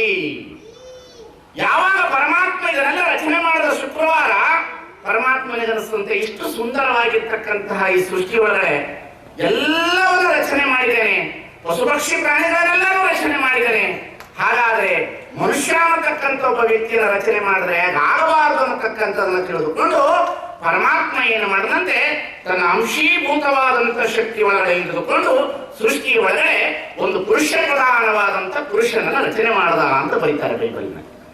ರಚನೆ ಮಾಡಿದ ಮೇಲೆ ಶುಕ್ರವಾರ ಅವನೊಬ್ಬನೇ ತಿರುಗಾಡ್ತಿದ್ನಲ್ಲ, ಒಬ್ಬನೇ ತಿರುಗಾಡ್ತಿರ್ತಕ್ಕಂತಹ ಮನುಷ್ಯನನ್ನು ನೋಡಿ ಪರಮಾತ್ಮನಿಗೆ ಬೇಸರವಾಗಿ ಪರಮಾತ್ಮ ಏನು ಮಾಡಿದಂತೆ, ಇವನು ಒಬ್ಬಂಟಿಗನಾಗಿರಬಾರದು ಅಂತೇಳಿ ಅವನ ಹೃದಯ ಭಾಗದಲ್ಲಿ ಇರ್ತಕ್ಕಂಥ ಮೂಳೆಯನ್ನ ತೆಗೆದು ಆತ್ಮ ಸಂಗಾತಿಯಾಗಿ ಹೆಣ್ಣನಾಗಿ ಮಾಡಿಕೊಟ್ಟನಂತೆ. ಚೆನ್ನಾಗಿ ಬರೀತಾರೆ, ಆತ್ಮ ಸಂಗಾತಿಯನಾಗಿ ಮಾಡಿಕೊಟ್ಟನಂತೆ. ಯಾವಾಗ ಆತ್ಮ ಸಂಗಾತಿಯನಾಗಿ ಮಾಡಿಕೊಟ್ಬಿಟ್ಟ, ಇವರಿಬ್ಬರು ಏನು ಮಾಡದಂತೆ, ಶನಿವಾರ ಈ ಸೃಷ್ಟಿಯನ್ನೇ ಅವಲಂಬಿಸಿಕೊಂಡು ಅನುಭವಿಸಲಿಕ್ಕೆ ಹೊರಟ್ರಂತೆ. ಆವಾಗ ಪರಮಾತ್ಮ ವಿಚಾರ ಮಾಡದಂತೆ, ನನ್ನನ್ನು ಮರೆತು ಬಿಡ್ತಾರೆ ಅಂತೇಳಿ ಭಾನುವಾರ ಇವರಿಗೆ ಹಾಲಿಡೇ, ಇವರಿಗೆ ಮಜಾ ಆಗಬಾರ್ದು ಅಂತ ಹೋಲಿಡೇ ಆಗಬೇಕು ಅಂತೇಳಿ ಪ್ರಾರ್ಥನಾ ದಿನ ಅಂತ ಇಟ್ಟನಂತೆ. It is Bible, it is Bible. ಬಹಳ ಅತಿ ಅದ್ಭುತವಾಗಿರ್ತಕ್ಕಂಥದ್ದು ಬೈಬಲಿನ ಕಲ್ಪನೆ. ಇದು ಎಷ್ಟು ಅತಿ ಅದ್ಭುತವಾಗಿರ್ತಕ್ಕಂಥ ಕಲ್ಪನೆಯನ್ನು ಕೊಡ್ತಾರಂದ್ರೆ, ಈ ಸೃಷ್ಟಿ ಬಹಳ ಅತಿ ಅದ್ಭುತವಾಗಿರ್ತಕ್ಕಂಥದ್ದು. ಅದಕ್ಕಾಗಿ ಬಸವಣ್ಣನವರು ಹೇಳ್ತಾರೆ, ಮರ್ತ್ಯ ಲೋಕವೆಂಬುದು ಕರ್ತಾರನ ಕಮ್ಮಟ. ಮರ್ತ್ಯ ಲೋಕವೆಂಬುದು ಕರ್ತಾರನ ಕಮ್ಮಟ. ಇದು ಸಾಮಾನ್ಯವಾದಂತ ಸೃಷ್ಟಿ ಅಲ್ಲ. ಇದು ದೇವರನ್ನ ಕಲ್ಪಿಸಿಕೊಂಡಿರ್ತಕ್ಕಂಥದ್ದಲ್ಲ, ದೇವರನ್ನ ನಿರ್ಮಿಸಿರ್ತಕ್ಕಂಥದ್ದು. ಅದಕ್ಕಾಗಿ ಹೇಳ್ತಾನೆ ಡಾಕ್ಟರ್ ವೈದ್ಯಸ್ ಅನ್ನತಕ್ಕಂಥ ಪಾಶ್ಚಾತ್ಯ ತತ್ವಜ್ಞಾನವನ್ನು ಮಾತನ್ನು ಹೇಳ್ತಾರೆ, ಸೃಷ್ಟಿ ದೇವರನ್ನು ರಚನೆ ಮಾಡಿದರೆ, ದೇವರ ಸೃಷ್ಟಿಯನ್ನು ರಚನೆ ಮಾಡಿದರೆ ಸೃಷ್ಟಿ ದೇವರನ್ನ ರಚನೆ ಮಾಡಿತ್ತು ಅನ್ನತಕ್ಕಂಥ ಮಾತು. ಹಾಗಾಗಿ ಈ ಸೃಷ್ಟಿಯೊಳಗಡೆ ನಾವು ಹುಟ್ಟಿರ್ತಕ್ಕಂಥವ್ರೆ ಬಹಳ ಅತಿ ಅದ್ಭುತವಾಗಿರ್ತಕ್ಕಂಥ ಶಕ್ತಿ ಇದು. ಇದಕ್ಕೊಂದು ಕೊಡುಗೆ, ಇಟ್ಸ್ ಗಿವ್ಸ್ ಥ್ಯಾಂಕ್ಸ್. ಮೊದಲು ದೇವರಿಗೆ ನಾವು ಧನ್ಯವಾದಗಳನ್ನು ಹೇಳಬೇಕು. ಮನುಷ್ಯ ಜನ್ಮವನ್ನು ಕೊಟ್ಟಿರ್ತಕ್ಕಂಥ ದೇವರಿಗೆ ಮೊದಲು ಧನ್ಯವಾದಗಳನ್ನು ಹೇಳಬೇಕು. ನಾವು ಪಕ್ಕದಲ್ಲಿ ಬಸ್ ಸ್ಟ್ಯಾಂಡ್ ಅಲ್ಲಿ ಕೂತಿರ್ತೀವ್ರಿ. ಬಸ್ ಸ್ಟ್ಯಾಂಡಿನಲ್ಲಿ ಕೂತಾಗ ನಮ್ಮ ಆರೋಗ್ಯವನ್ನು ಕೆಡಿಸಿರ್ತಕ್ಕಂತಹ ಒಂದು ವಸ್ತು, ಸೇರುವ ವಸ್ತು ನಮ್ಮ ಕೈ ಕೊಟ್ರೆ ಥ್ಯಾಂಕ್ಸ್ ಅಂತ ಹೇಳ್ತೀವಿ ನಾವು. ಯಾವ ವಸ್ತು? ಸೇರುವ ವಸ್ತು ಕೊಟ್ಟಾಗ ಏನ್ ಹೇಳ್ತೀವಿ? ಇಟ್ ಇಸ್ ಥ್ಯಾಂಕ್ಸ್ ಅಂತ ಹೇಳ್ತೀವಿ. ಒಂದು ಚಟವನ್ನ ಮಾಡುವಂತ ವಸ್ತು ಕೊಟ್ಟಾಗ ಧನ್ಯವಾದಗಳನ್ನು ಅರ್ಪಣೆ ಮಾಡುತ್ತೇವೆ. ಆದರೆ ಈ ಸೃಷ್ಟಿಯನ್ನು ಕೊಟ್ಟಿರ್ತಕ್ಕಂಥ ದೇವರನ್ನ 24x7 ಅಲ್ಲ, ಅದು 365 ಡೇಸ್ ಅಲ್ಲ, ಜೀವನದ ಪರ್ಯಂತರ ಈ ದೇಹ ಪರಮಾತ್ಮನಿಗೆ ಶರಣಾಗತ ಮನೋಭಾವನೆಯಿಂದ ಇರಬೇಕೆನ್ನತಕ್ಕಂಥದನ್ನು ಕಾಣಬೇಕು ಮನುಷ್ಯ ಜೀವನಕ್ಕೆ ಬಂದ ನಂತರ. ನಾನು ಬೆಳಿಗ್ಗೆ ಒಂದು ಮಾತನ್ನು ಹೇಳಿದೆ, I am never born, I am never death, only visited in earth ಅನ್ನತಕ್ಕಂಥ ಮಾತನ್ನ ಈ ವಚನವನ್ನು ನಾವು ಯೋಚನೆ ಮಾಡಿದ್ರೆ ಬಸವಣ್ಣನವರು ಹೇಳ್ತಾರೆ, ಎನಗೆ ಜನನವಾಯಿತೆಂಬರೆಯ ಎನಗೆ ಜನನವಿಲ್ಲ, ಎನಗೆ ಮರಣವಾಯಿತೆಂಬರೆಯ ಎನಗೆ ಮರಣವಿಲ್ಲ, ಜನನವಾದರೆ ಪಾದೋದಕ ಪ್ರಸಾದವ ಕೊಂಬುವೆ, ಮರಣವಾದರೆ ನಿಮ್ಮ ಶ್ರೀಪಾದದಲ್ಲಿರುವೆ, ಭಾವನದ ವೃಕ್ಷ ಅಡವಿಯೊಳಗಿದ್ದರೇನು ಊರೊಳಗಿದ್ದರೇನು, ಅದರ ಪರಿಮಳ ಬಿಟ್ಟಿದ್ದೇ ಏಕೋ ಭಾವ ನಮ್ಮ ಕೂಡಲ ಸಂಗಮ ದೇವ. ವಚನ ಅಂತಂದ್ರೆ ನನಗೊಂದೊಂದ್ಸಲ ಏನ್ ಅನ್ಸುತ್ತಂದ್ರೆ, ಕರ್ನಾಟಕದಲ್ಲಿ ಹುಟ್ಟಿರ್ತಕ್ಕಂಥ ಕನ್ನಡಿಗರು ಇನ್ನೂ ವಚನ ಓದ್ಲಿಲ್ವಲ್ಲ ಅಂತ ನನಗೆ ಹೆದರಿಕೆ ಆಗ್ತದೆ. ನನಗೆ ವಚನ ಯಾರು ಓದಿಲ್ರಿ ಇನ್ನು. ನೀವು ನೋಡ್ಬೇಕು, ಕ್ರೈಸ್ತ ಧರ್ಮದವರು ಯಾವ ರೀತಿ ಬೈಬಲ್ ಅನ್ನ ಅಧ್ಯಯನ ಮಾಡ್ತಾರೆ, ಇಸ್ಲಾಂ ಧರ್ಮದವರು ಯಾವ ರೀತಿಯಲ್ಲಿ ಕುರಾನ್ ಅನ್ನ ಪಠಣ ಮಾಡ್ತಾರೆ, 400 ವರ್ಷದ ಇತಿಹಾಸವನ್ನು ಹೊಂದಿರತಕ್ಕಂಥ ಸಿಖ್ ಧರ್ಮದವರು ಪ್ರತಿದಿನ ಯಾವ ರೀತಿಯಲ್ಲಿ ಗ್ರಂಥ ಸಾಹೇಬನ ಪಠಣ ಮಾಡ್ತಾರೆ. ನಮ್ಮ ಜೀವಿತದ ಕೊನೆಯವರೆಗೂ ಇವತ್ತಿಗೂ ನಾನು ಹೀಗೆ ಹೇಳ್ತೀನಿ ತಿಳ್ಕೊಬೇಡ್ರಿ, ನಮ್ಮ ಜೀವನದಲ್ಲಿ ಆ ವಚನಗಳನ್ನ ಕಣ್ಣು ತೆರೆದು ನೋಡ್ಲಿಲ್ಲ, ಓದ್ಲಿಲ್ಲ. ಜೀವನ ಕೇವಲ ಏನಾಗೋಗಿದೆ ಅಂದ್ರೆ, ನಮ್ಮ ಬದುಕು ಹೇಗೆ ಅಂತಂದ್ರೆ, ಬಡತನಕ್ಕೆ ಒಂಬುವ ಚಿಂತೆ, ಉಡಲಾದರೆ ಇಡುವ ಚಿಂತೆ, ಇಡಲಾದರೆ ಹೆಂಡಿರ ಚಿಂತೆ, ಹೆಂಡಿರಾದರೆ ಮಕ್ಕಳ ಚಿಂತೆ, ಮಕ್ಕಳಾದರೆ ಬದುಕಿನ ಚಿಂತೆ, ಬದುಕಾದರೆ ಕೇಳಿನ ಚಿಂತೆ, ಕೆಳದರೆ ಮರಣದ ಚಿಂತೆ, ಇಂತಿ ಹಲವು ಚಿಂತೆಯಲ್ಲಿದ್ದವರನ್ನು ಕಂಡೆನು ಶಿವ ಚಿಂತೆ, ಶಿವ ಧ್ಯಾನದಲ್ಲಿದ್ದವರನ್ನು ಒಬ್ಬರನ್ನು ಕಾಣೆನೆಂದ ಆತನ ಮಂಬಿಗರ ಚೌಡಿಯಲ್ಲಿ ಶರಣ. ಬಹಳ ಅತಿ ಅದ್ಭುತವಾಗಿರ್ತಕ್ಕಂಥ ಚಿಂತನೆಯನ್ನು ಇಟ್ಟಿದ್ದಾರೆ ಶರಣರು. ನಮ್ಮ ಜೀವನದೊಳಗೆ ಮನುಷ್ಯ ಜನ್ಮನೇ ಬಹಳ ದೊಡ್ಡ ಶ್ರೇಷ್ಠ ಜನ್ಮ ಅಂತಾರೆ. ನಾನು ಅದಕ್ಕೆ ಹೇಳ್ತೀನಿ, student life is golden life ಅಂತಾರೆ. ಅಲ್ಲ, student life is golden life ಅಲ್ಲ, it is poison life. Student life is golden life ಯಾವಾಗ ಆಗ್ತದೆ ಅಂತಂದ್ರೆ, ಅಬ್ದುಲ್ ಕಲಾಂನಂತಹ ಜೀವನವನ್ನು ತ್ಯಾಗ ಮಾಡಿದಾಗ, ರಮಣಶ್ರೀಗಳಂತಹ ಜೀವನವನ್ನು ತ್ಯಾಗ ಮಾಡಿದಾಗ, ಯಡಿಯೂರು ತೋಟದ ಸಿದ್ದಲಿಂಗೇಶ್ವರ ಶ್ರೀಗಳವರ ಜೀವನ student life is golden life ಆಗ್ತದೆ. ಹಾಗಾಗಿ ಮನುಷ್ಯನ ಬದುಕಿನಲ್ಲಿ ನೋಡುವುದು ಬಹಳ ಇದೆ, ಕೇಳುವುದು ಬಹಳ ಇದೆ, ಮಾತನಾಡುವುದು ಬಹಳ ಇದೆ. ನಾವು ನೋಡಿರ್ತಕ್ಕಂಥದ್ದು ಕಡಿಮೆ, ಮಾತನಾಡಿರ್ತಕ್ಕಂಥದ್ದು ಕಡಿಮೆ, ಕೇಳಿರ್ತಕ್ಕಂಥದ್ದು ಬಹಳ ಕಡಿಮೆ. ಈ ಮನುಷ್ಯ ಜನ್ಮಕ್ಕೆ ಬಂದ ನಂತರ ನಮ್ಮ ತಾಪತ್ರಯಗಳೆಲ್ಲವೂ ಕೇವಲ ಎಲ್ಲಿದೆ ಅಂತಂದ್ರೆ, ನಮ್ಮ ಮನಸ್ಸುಗಳೆಲ್ಲವೂ ಅಧೋಮುಖವಾಗಿ ಓಡ್ತಾ ಇದೆ ಹೊರತು ಊರ್ಧ್ವಮುಖವಾಗಿ ನಮ್ಮ ಮನಸ್ಸುಗಳು ಬೆಳೆಯಲಿಲ್ಲ ಇವತ್ತಿನವರೆಗೂ ಸಹ. ನಾವು ಶ್ರೀಮಂತರಾಗು, ಬಹಳ ದೊಡ್ಡ ಶ್ರೀಮಂತರಾಗಿದ್ದೇವೆ. ಏನ್ರಿ ಕೇಳಬಹುದು, ಎಂತಹ ಶ್ರೀಮಂತರಾಗಿದ್ದೇವೆ, ಎಂತಹ ಶ್ರೀಮಂತರಾಗಿದ್ದೇವೆ. ಚನ್ನಬಸವಣ್ಣನವರೊಂದು ವಚನದಲ್ಲಿ ಹೇಳ್ತಾರೆ, ಹುಟ್ಟಿ ಹೆರವರ ಮನೆಯನ್ನು ತನ್ನ ಮನೆ ಎಂದು, ಧರೆ ಧನ ವನಿತೆಯರೆಂದು ಓರಿ ಓರಿ ಸಾಯುತ್ತಿದೆ ನೋಡ, ಸರ್ವಕರ್ತೃ ಕೂಡಲ ಚೆನ್ನ ಸಂಗಮ ದೇವನಂದರಿಯದೆ. ಅತಿ ಅದ್ಭುತವಾದಂತ ವಚನ ಇದು. ಷಟಸ್ಥಳ ಜ್ಞಾನಿ ಚನ್ನಬಸವಣ್ಣನವರ ವಚನಗಳನ್ನು ಓದಬೇಕ್ರಿ. ಎಂತಹ ವಚನಗಳನ್ನು ರಚನೆ ಮಾಡಿದ್ದಾರೆ ಅಂತ ನೋಡಬೇಕು. ಇಡೀ ಲಿಂಗಾಯತ ಧರ್ಮದ ಸ್ಥೂಲ ಮತ್ತು ಸೂಕ್ಷ್ಮ ಶರೀರದ ವಿಚಾರಧಾರೆಗಳನ್ನು ಕೊಡುವಂತ ಏಕೈಕ ವ್ಯಕ್ತಿ ಯಾರಾದ್ರೆ ಷಟಸ್ಥಳ ಜ್ಞಾನಿ ಚನ್ನಬಸವಣ್ಣ. ಅತಿ ಅದ್ಭುತವಾದಂತಹ ರಚನೆಗಳನ್ನು ಬರೆದಿದ್ದಾರೆ, ವಚನಗಳನ್ನು ಬರೆದಿದ್ದಾರೆ, ಕರಣ ಹಸಿಗೆಗಳನ್ನು ಬರೆದಿದ್ದಾರೆ, ಪದಮಂತ್ರಗೋಪ್ಯಗಳನ್ನು ಬರೆದಿದ್ದಾರೆ, ಹಿರಿಯ ಮಂತ್ರಗೋಪ್ಯಗಳನ್ನು ಬರೆದಿದ್ದಾರೆ. ಎಷ್ಟು ಅತಿ ಅದ್ಭುತವಾಗಿ ಬರೆದಿದ್ದಾರೆ ಅಂತಂದ್ರೆ, ದಯಮಾಡಿ ಮಧ್ಯದಲ್ಲಿ ಬರಬೇಡಪ್ಪ, ನೀನು ಹೊರಟೋಗ್ಬಿಡು, ನೀನು ದಯಮಾಡಿ ಹೋಗ್ಬಿಡು, ಪ್ಲೀಸ್ ಗೋ. ಮೊಬೈಲ್ಗಳನ್ನು ಆಫ್ ಮಾಡಿಬಿಡಿ ದಯಮಾಡಿ. ಹಾಗಾಗಿ ನಾನು ಇಲ್ಲಿ ಏನ್ ಹೇಳ್ತಾ ಇದ್ದೇನೆ ಅಂದ್ರೆ, ಚನ್ನಬಸವಣ್ಣನವರು ಎಂತೆಂಥ ವಚನಗಳನ್ನ ಬರೆದಿದ್ದಾರೆ ಅಂತಂದ್ರೆ, ಈ ಕರ್ನಾಟಕದ ನಾಡಿನಲ್ಲಿ ವಚನಗಳನ್ನ ನಾವು ಸರಿಯಾಗಿ, ನಾನು ಯಾಕೆ ಈ ಮಾತನ್ನ ಇವತ್ತು ಅಷ್ಟೇ ಹೇಳ್ತಾ ಇದ್ದೀನಿ ಅಂದ್ರೆ, ಈ ಜಗತ್ತಿನಲ್ಲಿ ವಚನವನ್ನು ಮೀರಿ ಇನ್ನೊಂದು ಸಾಹಿತ್ಯ ಹುಟ್ಟಲಿಕ್ಕೆ ಸಾಧ್ಯವೇ ಇಲ್ಲ, ಸಾಧ್ಯವೇ ಇಲ್ಲ. ಯಾಕೆ ಸಾಧ್ಯ ಇಲ್ಲ ಅಂತಂದ್ರೆ, ವಚನಗಳ ಚಳುವಳಿಯೇ ಬೇರೆ ರೀತಿ ಬಂದಿರತಕ್ಕಂಥದ್ದು, ವಚನಗಳ ಬಳವಳಿಯೇ ಬೇರೆ ಬಂದಿರತಕ್ಕಂಥದ್ದು. ವಚನಗಳನ್ನು ಹೊಕ್ಕುಬಿಟ್ರೆ ಮನುಷ್ಯನ ಜೀವನ ಪರಿಪೂರ್ಣತೆಯನ್ನು ಹೊಂದುತ್ತದೆ. ಬೇರೆಯ ವಿಚಾರಧಾರೆಗಳನ್ನು ಕೇಳಿದ್ರೆ ಜೀವನ ನಶ್ವರತೆ ಆಗಬಹುದು, ನಿರಾಶವಾದ ಆಗಬಹುದು, ಪಲಾಯನವಾದವಾಗಬಹುದು, ಕರ್ಮವಾದದ ತಳಹದಿಯ ಮೇಲೆ ನಿಂತುಕೊಳ್ಳಬಹುದು. ಆದರೆ ಪ್ರವಚನಗಳಲ್ಲಿ ನಾವು ಇವತ್ತು ವಚನಗಳನ್ನು ಕೇಳಿದ್ರೆ, ವಚನಗಳನ್ನು ಅಭ್ಯಾಸನೆ ಮಾಡಿದ್ರೆ ಕರ್ಮವಾದದ ಬದುಕು ನಮ್ಮದು ಬರುವುದಿಲ್ಲ, ಪ್ರಯತ್ನವಾದದ ಬದುಕನ್ನು ಕಟ್ಟಲಿಕ್ಕೆ ಪ್ರಯತ್ನ ಕೊಡ್ತದೆ ಅದು ವಚನಗಳು. ಹಾಗಾಗಿ ಏನ್ ಹೇಳ್ತಾ ಇದ್ದೀನಿ ಅಂದ್ರೆ, ನಾನು ಇವತ್ತು ಕೇವಲ ಮೊದಲನೇ ದಿವಸ ಆಗಿರೋದ್ರಿಂದ ಸುಮ್ಮನೆ ನಾನು ಹೀಗೆ ನಿಮಗೆ ಬಿಚ್ಚಿಡ್ತಾ ಇದ್ದೇನೆ ಸಾರ್ವತ್ರಿಕವಾದ ವಿಚಾರಧಾರೆಗಳನ್ನ. ನಾಳೆಯಿಂದ ಒಂದೊಂದು ಸಬ್ಜೆಕ್ಟ್ಗಳನ್ನ ನಾನು ಪ್ರತಿಪಾದನೆ ಮಾಡ್ತೇನೆ. ಇವತ್ತು ಹೇಳಿರುವ ವಿಚಾರ ನಾಳೆ ಹೇಳುವುದಿಲ್ಲ, ನಾಳೆ ಹೇಳಿದ ವಿಚಾರ ನಾಳೆ ಹೇಳುವುದಿಲ್ಲ. ಒಂದಕ್ಕೊಂದು ಲಿಂಕ್ ಇರೋದಿಲ್ಲ ನನ್ನ ವಿಚಾರಧಾರೆ. ಅವತ್ತಿನ ವಿಚಾರಧಾರೆ ಅವತ್ತಿಗೆ ಮುಗಿದೋಗ್ತದೆ. ಆ ವಿಚಾರಧಾರೆಗಳನ್ನು ಅವತ್ತೇ ಕಟ್ಟಿಕೊಳ್ಳಬೇಕಾಗ್ತದೆ. ಅದಕ್ಕಾಗಿ ಮನುಷ್ಯನ ಬದುಕಿನಲ್ಲಿ ಚಿಂತನೆಗಳನ್ನ ನೋಡ್ತಾ ಹೋದಾಗ ಈ ಮನುಷ್ಯನ ಬದುಕು ಬಹಳ ಅತಿ ಅಮೂಲ್ಯವಾಗಿರ್ತಕ್ಕಂಥದ್ದು, ಬಹಳ ಮುಖ್ಯವಾಗಿರ್ತಕ್ಕಂಥದ್ದು ಈ ಮನುಷ್ಯನ ಬದುಕು. ನಾವು ಬಹಳ ಜನ ಇದನ್ನ ಏನ್ ಮಾಡ್ಕೊಂಡಿದೀವಿ ಅಂತಂದ್ರೆ ಕೇವಲ ಮುನ್ಸಿಪಾಲಿಟಿ ತೊಟ್ಟಿಗಳನ್ನಾಗಿ ಮಾಡಿಕೊಂಡಿದ್ದೇವೆ. ಇವತ್ತು ನಿನ್ನನ್ನು ಕುಳಿತವ್ರಿಗೆ ಹೇಳ್ತಿಲ್ಲ, ಬಹಳ ಜನ ವಿದ್ಯಾವಂತರನ್ನ, ಬುದ್ಧಿವಂತರನ್ನ ನಾನು ಎಲ್ಲರನ್ನ ನೋಡ್ತಾ ಇರ್ತೀನಿ. ಯು ಆರ್ ಅನಂತಮೂರ್ತಿ ಅವರು ಅಂತಿದ್ದಾರೆ, ಈ ಜ್ಞಾನಪೀಠ ಪ್ರಶಸ್ತಿ ಬಂದಿರ್ತಕ್ಕಂಥವ್ರು. ತಮಿಳುನಾಡಿನ ಒಂದು ಕಾರ್ಯಕ್ರಮ ಆಯಿತು, ಅವರು ನನ್ನದು. ಆ ಸಂದರ್ಭದಲ್ಲಿ ಅವರ ಜೊತೆಗೆ ಕುಳಿತು ಮಾತನಾಡುವ ಅವರು ಮಾತನಾಡಿದ್ರು ಸುತ್ತೂರು ಜಗದ್ಗುರುಗಳವರಿದ್ರು. ಊಟಿ ಒಳಗಡೆ ನಡೆದಂತಹ ಕಾರ್ಯಕ್ರಮ, ಅವರ ಉಪನ್ಯಾಸ ನಮ್ಮ ಸನ್ನಿಧಿ ಒಳಗಡೆ ನಡೆದಿತ್ತು. ಆ ಸಂದರ್ಭದಲ್ಲಿ ಅವರು ಯು ಆರ್ ಅನಂತಮೂರ್ತಿ ಅವರು ಹೇಳಿದ್ರು, ಇವತ್ತಿನ ದಿನಮಾನ ಕಾಲದಲ್ಲಿ ನಮಗೆ ದುರ್ಜನರಿಗಿಂತ ಸಜ್ಜನರು ಬಹಳ ಡೇಂಜರು ಅಂತ ಹೇಳಿದ್ರು. ದುರ್ಜನರಿಗಿಂತ ಸಜ್ಜನರು ಬಹಳ ಡೇಂಜರ್ ಒಂದು. ನಾನು ಕೇಳಿದೆ ಯಾಕ್ರಿ ಬುದ್ಧಿ? ಇಲ್ರಿ, ದುರ್ಜನರು ಒಂದೇ ಕೆಟ್ಟ ಕೆಲಸ ಮಾಡ್ತಾರೆ, ಸಜ್ಜನರು ಕೆಟ್ಟ ಕೆಲಸಗಳನ್ನೆಲ್ಲ ಮಾಡ್ಲಿಕ್ಕೆ ಅವಕಾಶವನ್ನು ಕೊಟ್ಟು ಸುಮ್ಮನೆ ಮನೆಯಲ್ಲಿ ಕುಳಿತುಕೊಂಡು ಬಿಡ್ತಾರೆ, ಅವ್ರಿಗಿಂತ ಇವರು ಡೇಂಜರ್ ಅಂತ. ಈ ಪ್ರವಚನದಲ್ಲಿ ನಿಮ್ಮ ಅಜ್ಞಾನ ಜೊತೆ ಹೋಗ್ತದೆ, ಮೂಢನಂಬಿಕೆ ಹೋಗ್ತದೆ, ಭಯ ಹೋಗ್ತದೆ. ಇಲ್ಲಿ ಎದಕ್ಕಾಗಿ ಹುಟ್ಟಿ ಬಂದಿದ್ದೇವೆ ಅನ್ನತಕ್ಕಂಥದ್ದು ತೀರ್ಮಾನ ಮಾಡಿಕೊಳ್ಳೋದಕ್ಕೆ ಬರ್ತದೆ. ಬಹಳ ಜನ ಏನ್ ತಿಳ್ಕೊಂಡಿದೀವಿ ಅಂದ್ರೆ, ನಾವು ಪುಣ್ಯವನ್ನ ಮಾಡಿದ್ರೆ ಪುಣ್ಯ ಬರ್ತದೆ, ದಾನ ಮಾಡಿದ್ರೆ ಪುಣ್ಯ ಬರ್ತದೆ. ಪುಣ್ಯ ಬರ್ತಕ್ಕಂಥದ್ದು, ದಾನ ಮಾಡಿದ್ರೆ ಪುಣ್ಯ ಬರ್ತಕ್ಕಂಥದ್ದು ಒಂದು ಮಾತು ಇರ್ಬೋದು. ಅದಕ್ಕಿಂತ ಹೆಚ್ಚು ನಮ್ಮ ನಡೆನುಡಿಗಳು ಶುದ್ಧವಾಗಿದೆ ಅನ್ನತಕ್ಕಂಥದ್ದು ನಾವು ಪರೀಕ್ಷೆ ಮಾಡಿಕೊಳ್ಳುವಂತ ದಿನಮಾನ ಕಾಲಗಳು ಅನ್ನತಕ್ಕಂಥದ್ದು ಗಮನಿಸಿ. ದೇವರಿಗೆ ಬೇಕಾಗಿರ್ತಕ್ಕಂಥದ್ದು ನಮ್ಮ ಹಣ ಅಲ್ಲ, ನಮ್ಮ ಪೂಜೆಯಲ್ಲ, ನಮ್ಮ ಮಂತ್ರವಲ್ಲ, ನಮ್ಮ ಪತ್ರೆಯಲ್ಲ, ನಮ್ಮ ಹೂವಲ್ಲ, ನಮ್ಮ ಗುಡಿಯಲ್ಲ, ನಮ್ಮ ಗುಂಡಾರವಲ್ಲ. ಅದಕ್ಕಾಗಿ ಮಾದಾರ ಚೆನ್ನೈನವರು ಬರೀತಾರೆ, ನಡೆನುಡಿಗಳು ಸಿದ್ಧಾಂತವಾದಲ್ಲಿ ಶಾಸ್ತ್ರ ಪುರಾಣಗಳ ಹಂಗೆ ತಪ್ಪಯ್ಯ. ಇವತ್ತು ಬಹಳ ಮುಖ್ಯವಾಗಿ ಬೇಕಾಗಿರ್ತಕ್ಕಂಥದ್ದು ನಡೆನುಡಿಗಳು.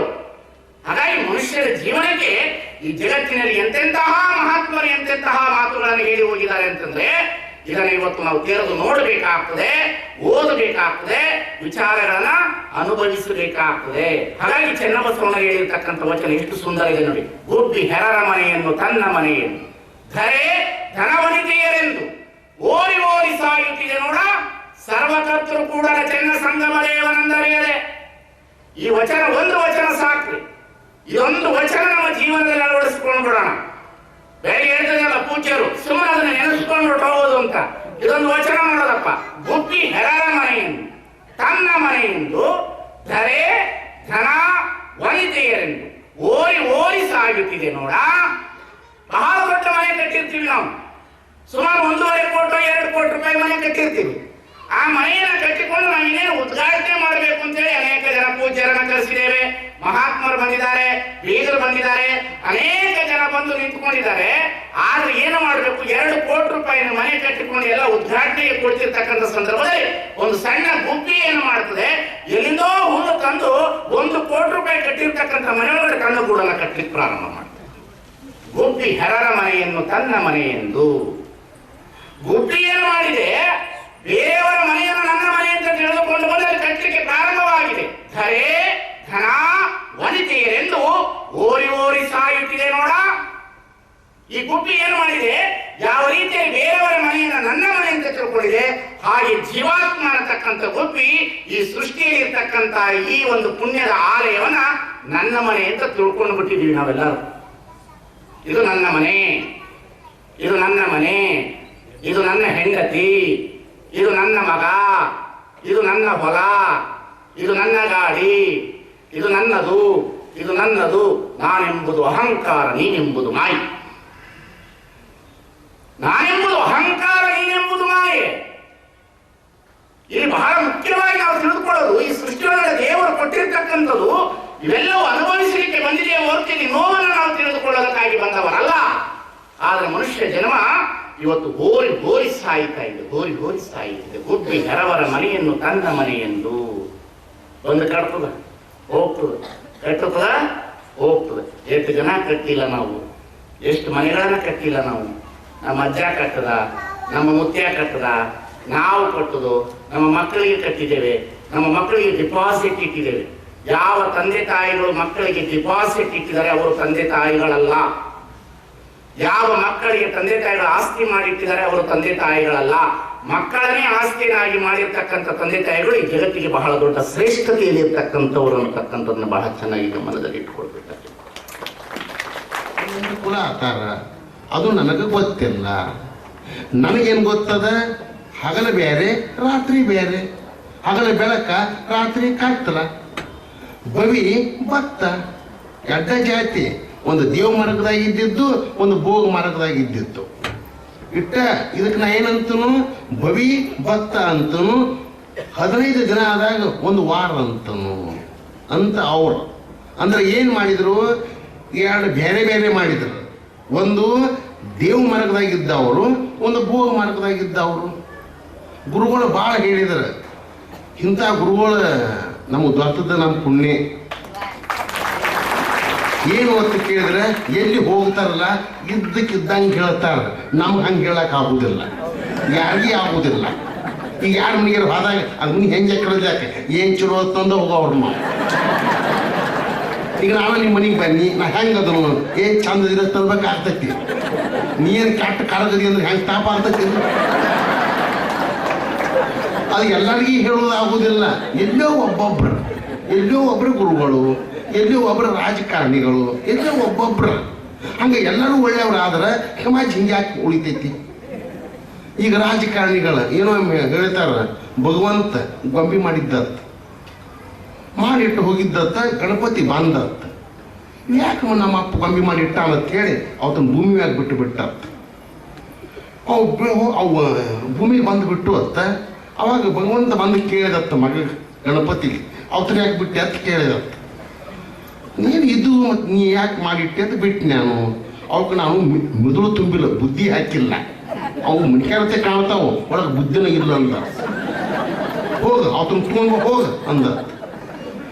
ಅವನು ಮತ್ತೆ ಗಣಪತಿ ಬಂದ, ಇವತ್ತನ ತುಂಬಿರ್ಲಕ್ಕೆ ಬಂದತ್ತ. ಅವು ಬಂದು ಕಡ್ದು ಚಾಕು ತುಂಬಿರ್ಲಾಕತ್ತಿಲ್ಲ.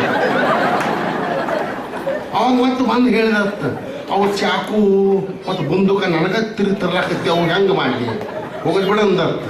ಕೆಲವೊಂದು ದಿಲ್ಲಿಗೆ ಹೋಗುತ್ತೆ, ಕೆಲವೊಂದು ಬೆಂಗಳೂರಿಗೆ ಹೋಗುವ. ಅವ ನಮ್ಮನ್ನು ಆಳು. ಈಗ ಯಾವ ಬುದ್ಧಿ ಇಲ್ಲ ಅವು ನಮ್ಮನ್ನ ಆಳ್ತಾವ. ಮನೆ ಒಳಗೋಗ್ಬೇಕು ಹೆಣ್ಮಗಳ ಚಲೋ ಇರ್ಬೇಕಂತಾಳ, ನೀವು ಕೆಟ್ಟ ಕುಡುಕ ಏನು ಮಾಡೋದು? ಒಬ್ಬ ಡಾಕ್ಟರ್ ಕಡೆ ಹೋಗ್ತೀವಿ, ಒಳ್ಳೆ ಡಾಕ್ಟರ್ ಇದ್ರೆ ಚಲೋ ಇರ್ಬೇಕಲ್ಲ. ಹಂಗ ಒಬ್ಬಿನ ಡಾಕ್ಟರ್ ಕಡೆ ಹೋಗತ್ತ ರೋಗಿ, ನನಗೆ ಚೂಜ್ ಅಂದ್ರೆ ಭಯ ಆಗ್ತದ, ಗುಳಿಗೆ ಅಂದ್ರೆ ಇದಿ ಹೊಡೆದಂಗೆ ಆಗ್ತದ. ನಂದ್ರೆ ಆಪರೇಷನ್ ಅದ, ಅದಕ್ಕೆ ನೋಡಿ ಕಂಬಾಕಿ ಮಾಡ್ರಿ ಅಂದ.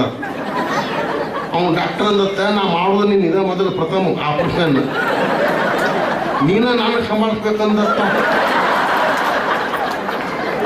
ಅಂದೆ ಟೇಬಲ್ ಮ್ಯಾಗ ಹಾಕಿ ಕತ್ರಿ ಅವ್ರ ಚಾಕು ಎಲ್ಲ ತಂದು ಇಟ್ಟ. ಅದಕ್ಕೆ ರೋಗಿ ಎದಿ ಹೊಡೆದಂಗೆ ಆಗ್ತದ. ಅದು ನೋಡ್ಲಕ್ಕೆ ಹತ್ತತ್ತ. ಅವಾಗ ಒಂದು ಹೂವಿನಾರ ತಂದು ಗುಡ್ಡಕ್ಕೆ ಹಾಕಿದ. ಅವ ರೋಗಿ ಕೇಳ್ತತ್ತ, ಹೂವಿನಾರ ಯಾಕೆ ಗುಡ್ಡಕ್ಕೆ ಹಾಕಿದ್ರಿ? ಆಪರೇಷನ್ ಬರೋಬ್ಬರಿ ಆಯ್ತು, ನಾ ಹಾಕೋತನ ಹಾದಿ ಅಂದ್ರೆ ನಿನ್ನ ಮತ್ತೆ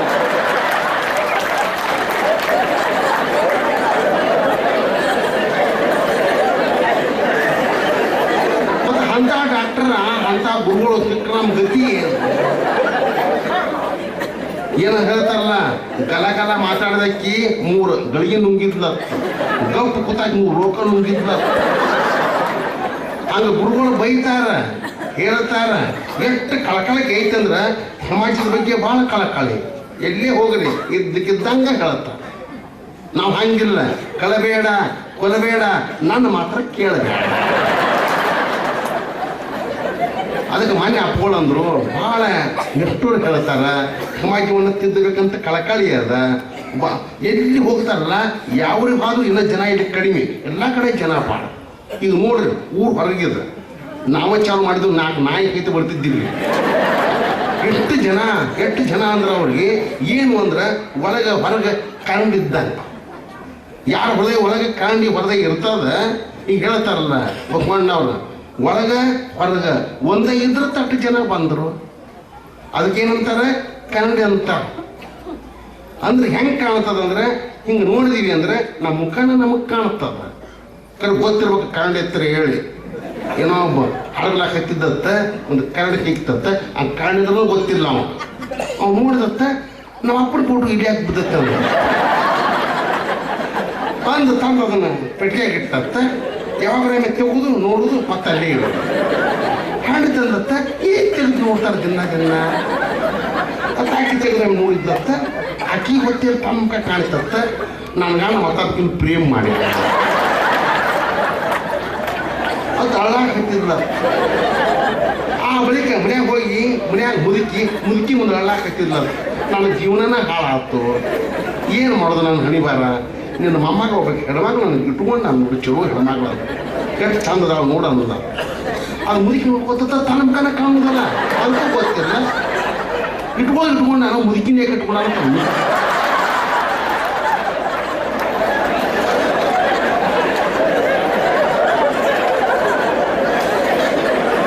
ಗೊತ್ತಿಲ್ಲ ಅಂದ್ರೆ ಹೇಳೋದೇನು ಮಾಡೋದೇನು. ಅದಕ್ಕೆ ಪೂಜ್ಯ ನಿಜಗುಣಾನಂದ ಅಜ್ಜಾರ ಏನು ಅಂತ ಕೇಳಿದ್ರೆ ಭಾಳ ಹೃದಯವಂತರು. ಅದಕ್ಕೆ ಮತ್ತೆ ಅತ್ಯಂತ ಪ್ರೇಮ. ನಾವು ಎಲ್ಲಿದ್ದರೆ ನಾವು ಹೋಗ್ತೀವಿ, ಯಾವ ಊರಾಗಿರ್ತಾರೆ ಅಲ್ಲಿ ಹೋಗ್ತೀವಿ. ಯಾಕೆ ಅವ್ರು ಎಲ್ಲರನ್ನೂ ಪ್ರೇಮ ಮಾಡ್ತಾರೆ. ಸಮಾಜ ಜೀವನ ತಿದ್ದಬೇಕಂತ ಭಾಳ ಅವ್ರದ್ದು ಕಳಕಳಿ. ಆ ಕಳಕಳಿನೇ ನಾವು ಸ್ವಲ್ಪ ಕೇಳಬೇಕು, ಸ್ವಲ್ಪ ವಿಚಾರವೂ ಮಾಡ್ಬೇಕು. ಅವು ಹಾಲ ಪಾಲ ಹೇಳಿದ್ರು, ನೀವು ಜಾವದಿರಿ ಬಿಡ. ಈಗ ನಾಗಪ್ಪ ಹಾಡು ಯಾವ್ದು ಹೇಳಿದ್ರು, ನೀವೇನು ಮಾಡ್ತೀರಿ? ಚಲೋ ಹಾಲು ಕುಡ್ಲಾಕ ಕಟ್ಕೊಂಡು ಇದು ಹಾಲು ಯಾವ್ದು ಕಿತ್ತ ನೀರು ಹಾಕಿ ಒಂದು ಚೆರಿಯಾಗಿ 2 ಚಮಚಿ ಹಾಲು ಹಾಕ್ತೀರಿ. ಅದು ಅವ್ರ ಪಾಲು ಇವ್ರ ಪಾಲು ಎಲ್ಲ ಮಣ್ಣು ಪಾಲು ಹಾಕರೆ. ನೀವೇನು ಚೆಲ್ಲಿರ್ತೀರಿ? ನೀರ ಚೆಲ್ಲಿರ್ತೀರಿ. ಅದಕ್ಕೆ ಅವ್ರದ್ದು ಏನು ಅಂದ್ರೆ ಒಟ್ಟು ಸಮಾಜ ತಿದ್ದಬೇಕು. ದೇವಾಲಯಕ್ಕೆ ಅಲ್ಲಿ ಏನದ ಹೇಳಿದ್ರು ಅವರು. ನಮ್ಗೆ ಹಂಗಲ್ಲ, ಒಬ್ರು ಮಾಡ್ತಂದ್ರೆ ನಾವು ಮಾಡೋದು. ಒಬ್ಬನ ಗಿಡ್ ಹೋಗಿ ಹನುಮಂತರಿಗೆ ಗಂಟಿ ಬಡದತ್ತ, ಗಿಡ್ ಇದ್ದತ್ತ, ಕಚ್ಚಿ ಕಳಿತತ್ತ. ಎಲ್ಲರೂ ಹೊಡೆದು ಕಚ್ಚಿ ಕಾಳದ ಗಂಟಿ ಬಡದ. ನಮಗೇನು ಗೊತ್ತಾ? ಅವ್ರು ಹೆಂಗೆ ಮಾಡ್ತಾರೆ ಹಂಗೆ ಮಾಡೋದು. ಅದಕ್ಕೆ ಪೂಜ್ಯ ಗುರುಗಳು ನಮಗೆ ಭಾಳ ಏನು ಮಾಡಿದ್ರು ಅಂದ್ರೆ ಅತ್ಯಂತ ಹೃದಯದ ಮಾತುಗಳನ್ನು ಹೇಳಿದರು. ಅದೇನ ಕೇಳತ್ತಾರೆ ಗುರುಗಳು. ಒಬ್ಬಕ್ಕೆ ಅಮೇರಿಕ ಹೆಣ್ಮಗಳು ಕರ್ನಾಟಕಕ್ಕೆ ಬಂದಿದ್ದ. ಕರ್ನಾಟಕದ ಹೆಣ್ಮಗಳು ಆಕೆನ ಕರ್ಕೊಂಡು, ಅಮೇರಿಕ ಹೆಣ್ಮಗಳನ್ನ ಕರ್ಕೊಂಡು ಪಂಡ್ರಾಪುರಕ್ಕೆ ಹೋದ. ಹೋಗಿ ಅಲ್ಲೆಲ್ಲ ವಿಠ್ಠಲ ಮಂದಿರ ತೋರಿಸಿ, ಪಂಡ್ರಾಪುರ ಎಲ್ಲ ತೋರಿಸಿ, ಆ ಮೂರ್ತಿಯನ್ನು ತೋರಿಸಿ ತಿರುಗಿ ಬರೋ ಮುಂದೆ ಹೆಂಗದ ಪಂಡ್ರಾಪುರ ಅಂದ. ಆಕೆಂದತ್ತ ವಂಡರ್ಫುಲ್ ಅಂದ. ಆಕೆ ಮಾತಿಗೆ ಅರ್ಥ ಆಗಲಿಲ್ಲ. ವಂಡರ್ಫುಲ್ ಅಲ್ಲ ರಾಂಡಿ ಇದು ಪಂಡ್ರಾಪುರ ಅಂದ್ರೆ ಅವ್ರು ಹೇಳಿದ್ರೆ ನಮ್ಗೆ ಅರ್ಥ ಇಲ್ಲ.